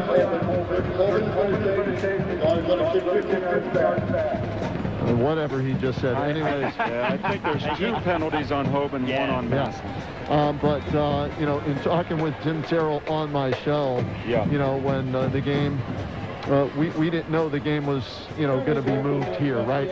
Right. But I just got the sense that they didn't care at that point where it was played. He mentioned that they had 6 guys that were hurt last year in that loss, that they were healthy and they were ready to play this game, and then they were willing to play it here at Massillon, and now we see why. Yeah, Durkin's kick is good. Make it 35-6. Hoban on top here. We have 3:10 to go. Brian said we can keep it, so we're keeping it. Okay, I think Massillon chose to take that other unsportsmanlike or personal foul on the kickoff. So I'm trying to figure out what the referee was saying. I think that might be what's going on here, although Hoban's lining up on the 40-yard line, so that would really confuse me. Well, until the official comes over and says, okay, move back. They're just going to act like it's normal. Both coaches pulling their teams over to the sideline. I'm sure part of this is, hey, we got 3 minutes and 10 seconds. Let's finish it out in good fashion. I got a scoring drive from Denny. Hey, let's do it. Start a scoring drive. For Hoban, 3 plays, 23 yards, 49 seconds, a 12-yard pass from Ham to Carter Hill. That was after the fumble. The PAT was good. It's 35-6 in favor of Hoban. Hey, good job tonight, Denny. Hey. And all year. Good job, buddy. You are the stat man extraordinaire. Legendary. Don't change his name. Legendary. No, Yeah, legendary. Yeah, especially since we can't spell extraordinary.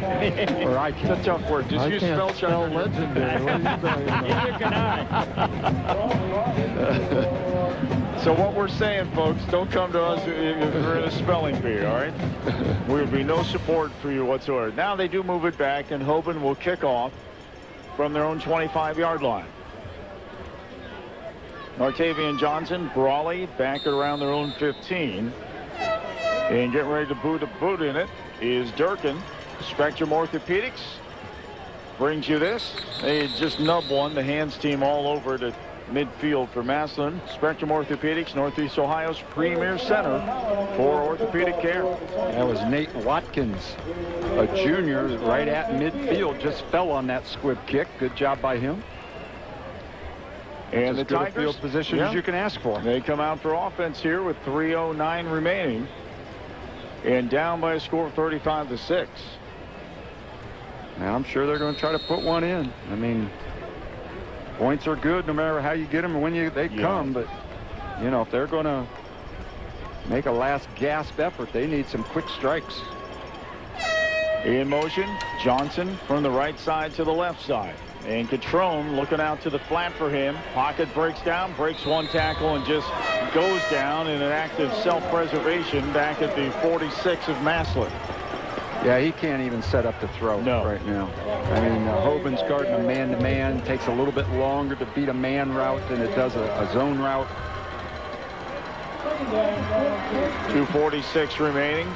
Mark, are you surprised that they've tried to go deep more instead of a short, quick passing game, adjusting to that pass rush tonight? Yeah, at least to get it all. Here you go. They did that time. Snuck him out into the flat, and Zach could hit that last step and get it out of his hand. Yeah, the pass rush has been really, really tough on Zach Catrone, setting up and looking for anything past the intermediate or short stuff. Yeah, go ahead, Kenny. He's not a mobile guy, so he's a pocket passer, so that's why, you know, 1-2-3 release, 1-2-3 release, three-step drop and get rid of the football to try and combat that great pass rush that sacked Avon 9 times, and I don't know how many times they've gotten to him here tonight. Well, on top of how many times they've actually sacked him, boy, they've affected him a lot of times, haven't they? Great point. 2:30 remaining, 3rd and 6 in Hoban territory now. Catrone to the outside in the flat. Martavian had it in his hands. I think he was running before he had it.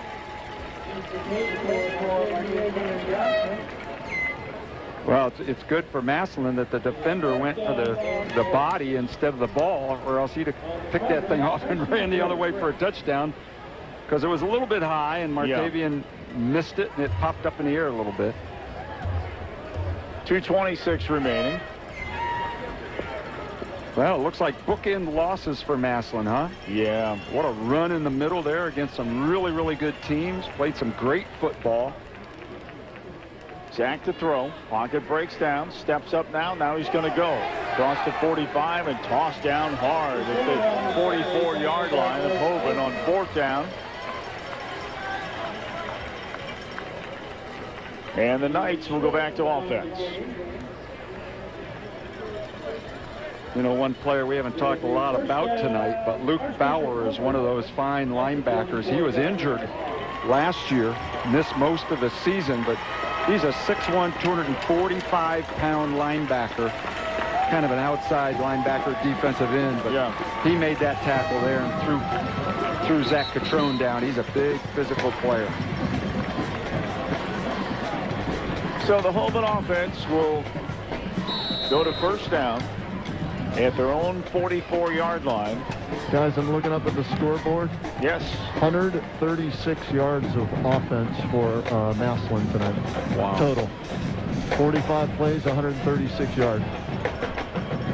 Far below anything we've seen them do this year. Yep. Yeah, averaging 344 a game. Yeah, time of possession's about 28 minutes to 18 minutes. Handoff. Dawson voids a man at the line of scrimmage, bounces off a hit, and gets across the 45 to the 47-yard line.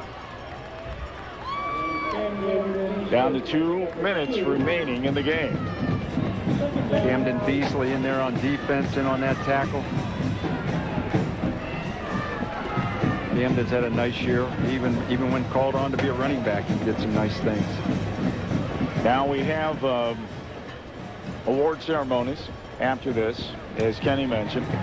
We've got the crowd mic going, so we'll mic it up. They said it'll be a pretty quick ceremony, so we'll try to get that on for you for both teams in their presentations tonight. Ham will take a knee with 1:30 remaining on 2nd down, and I'm sure we'll see a couple more of those on this 3rd and 8. Yeah, they're going to have to use a couple more. Game clock at 1:18, the play clock at 25. And high fives and hugs abound on the Hoban sideline and in the Hoban huddle out on the field. And guys, 3 state championship games have been played already. Last week was Division I. We had Division 7 earlier today and Division 2 here tonight, and all 3 have been blowouts to this point. Yeah. Isn't that amazing? Yeah. That is. That really is. Yeah.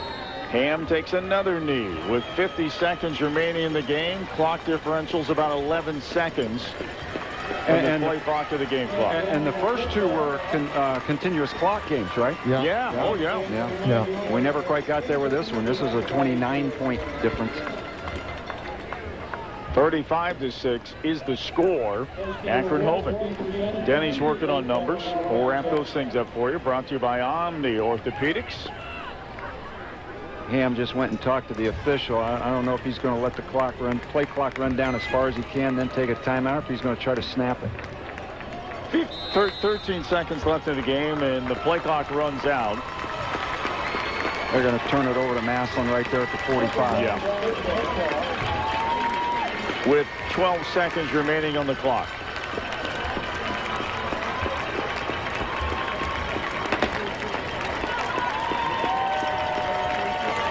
Well, you can hear the Hoban fans congratulating their team with 9 seconds. They know they've got this one. Tigers are just letting the play clock or the game clock run down to 9 seconds. Now they stop it.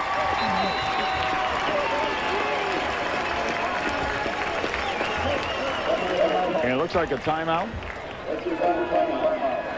Nobody out on the field. Sure so. Yeah.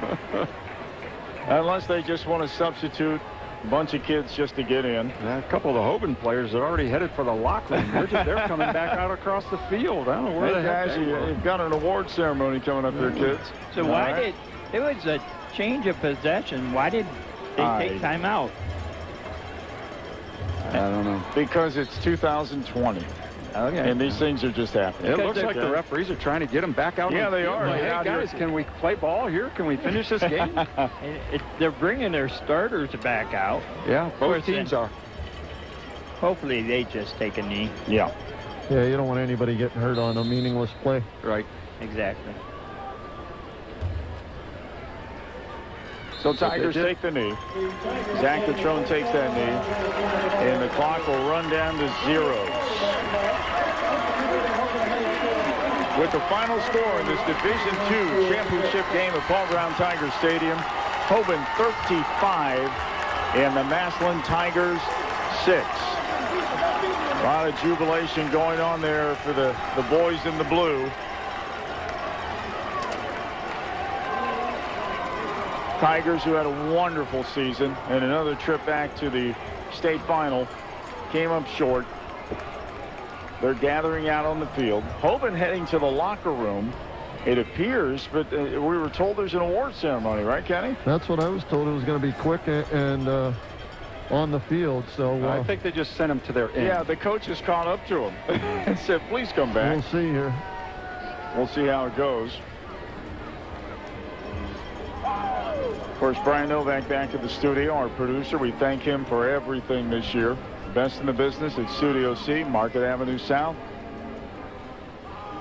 We'll run down the thank yous as this game ends tonight. So many people involved to make this all happen, for the privilege that Mark and Denny and Kenny and I have to do this each and every week.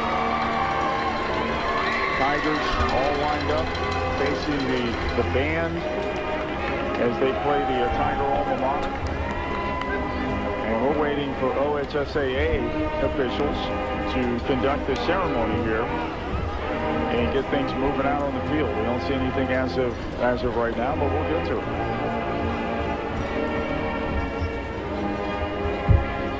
Boy, it was just a hope, a promise for the second half when the Tigers got a little momentum going into the locker room.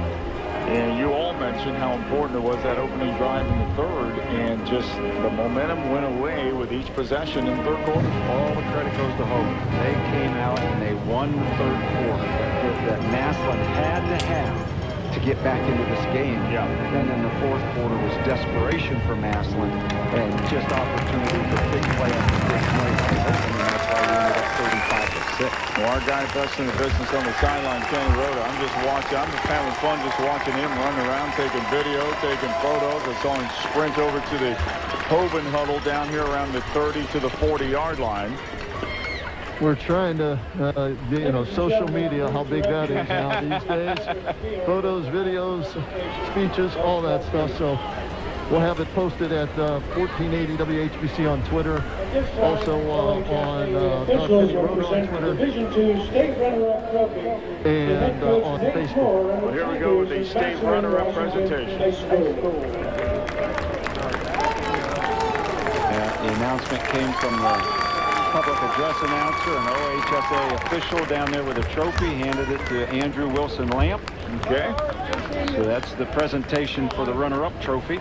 And that's because of COVID, social Yes. distancing. Only one player was involved with the coin toss, and one player gets the trophy.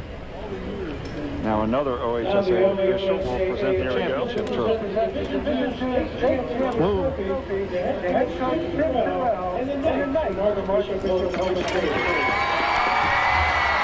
captains went out to get it for Hoban. There you go. Not just one player.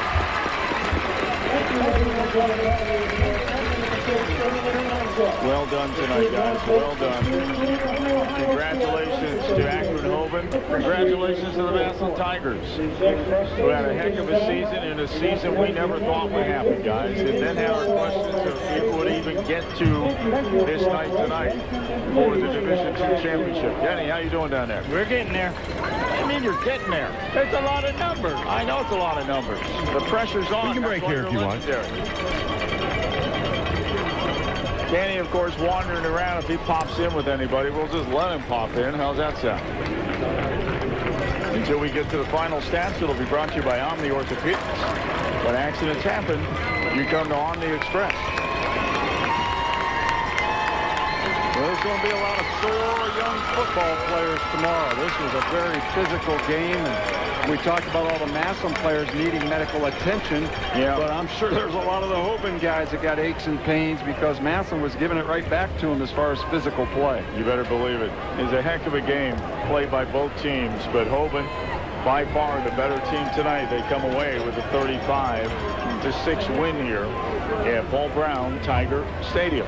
Tell you what, Denny's just about got this wrapped up. If we can, Brian, we'll send it back to... Oh, you are done. Never mind, Brian. It's too late. We have the numbers. And Mark Miller with all the numbers from tonight's Division II championship between Hoban and Massillon. All right, yards rushing. Massillon 41, Hoban 179. Hoban almost matched that number with passing yards, 173, 109 for Massillon. So total yards, 352 for Hoban, right about their average. 150 for Massillon, less than half of their average. Turnovers, Massillon had 2, Hoban had 1. The penalties, 8 for 78 yards for Hoban, 5 for 55 for Massillon. Individual, Zach Catrone, 7 of 18, 109 yards, 1 touch, 1 interception. Shane Ham, 9 of 10, had an interception, but he threw for 173 yards and 4 touchdowns. Vic Dawson had 21 carries for 140 yards on offense. And leading receivers, Martavian had 3 catches for 16 yards. And not much on the other side. They kind of spread it around. So team-wise, domination of stats by Hoban. You got it. Brought to you by Omni Express, or Omni Orthopedics, I should say. For our final stats of the game, when accidents happen, you come to Omni Express. So, been a heck of a year, guys. Hate to see it end. Always hate to see it end. But you know what, guys? I'm just happy we got to this point. I didn't think we were even going to have a season this year, you know, and to at least get to this point. Obviously, it didn't end the way Massillon wanted it to for the 3rd straight year, but to get here, to at least play a state championship game during this crazy year, you know, it was a fun, different, crazy, nutty season we'll never forget for so many different reasons. Yeah, we won't, Kenny, and thank you, buddy, for everything you do for us. Fantastic job as always on the sidelines. So get warm, get in your car, get home safe tonight. All right, brother? Yeah, it's not bad down here tonight, guys. And they're just celebrating it at the Hoban end, and deservedly so, guys. 350 yards to 136, 35 to 6. 3 5s and 6s are wild tonight for Hoban. Hey, as we always do, though, we'd like to take a final lap around the table. And since we have you, Kenny, your thoughts on tonight? Well, this game was won and lost in the trenches, guys. Hoban dominated this football game at the line of scrimmage on offense and on back. Shane Ham, 50th win, if you know our math is correct. 4-year starter, 3 state titles, their 5th state title in 6 years. Tim Terrell has a heck of a program going down there at Akron Hoban, and they were the cut winner tonight. There was no ifs, ands, or buts. All right, thank you, Kenny. Kenny, the road man, Rhoda, best in the business on the sidelines. We'll toss it back upstairs here. Denny Kincaid, thoughts? Yeah, I'm going to agree with the whole thing about imposing their will, and they did it exactly tonight. And, you know, we will agree, Hoban's got 5 titles in 5 years. Yeah. Because, you know, last year they did not make it to this championship game, but 5-0 over the last 6 years. You gotta love that. You gotta love that. Mark Miller? Well, you know, Hoban was just by far the better team tonight. Now, that may not happen if they play again or best out of 10 or whatever, but tonight they were by far the best team. But, you know, reflecting on the whole year, we saw some great players, some great plays. We really had some great games that we did, and I am just thrilled that we were able to do it instead of sitting at home wondering what I was going to do on a Friday night. I would much rather be with you guys. So well, yeah, thanks to Pam and the station and you guys for making Friday nights so much fun. It has been a great year in a very weird year. This has been the highlight for me, sports-wise, for sure. You got it. We're so fortunate. We thank Sargent Ford for being our title sponsor for the Sargent Ford Game of the Week. Of course, the All Care Stadium Show. Just so many sponsors to list that I can't read them all off because I don't have all of them with me, and I don't want to sell anyone short, but we appreciate everything you do in supporting high school football each and every year on the one, the only 1480 WHBC on our 76th year coming to a conclusion here for high school football. So many people come into play. We behind the scenes, Pam Cook and Larry Goffert down at the station. Our producer, Brian Novak, best in the business at Studio C there on Market Avenue South. Kenny and JT in the afternoon, and all they do with coaches interviews and bringing us all on to have conversation. Rick Worstel with Kenny all year. We just love having you, brother, and all the insight you bring and all the excitement you bring to the All Care Stadium show, to Rich Nemec and Dale Lamb and Miracle when she was with us this year, to keep everything flowing and all the juices running and all the switches being flipped, so we could just sit down here and try to paint the picture for you guys. For Denny Kincaid, my stat brother down here, to Mark Miller, my analyst brother here, I'm Dan Belford. It's been a wonderful ride this year, folks, and we are so very blessed and so privileged and so thankful that when you think high school football, you think of 1480 WHBC and simulblasting this year on Mix 94.1. So with that being said, gentlemen, thanks for a great season. It has been awesome. Our final score again, Akron-Hoban, your Division II champs by a score of 35-6. Have a great weekend, everybody. As hard as this year has been, our wonderful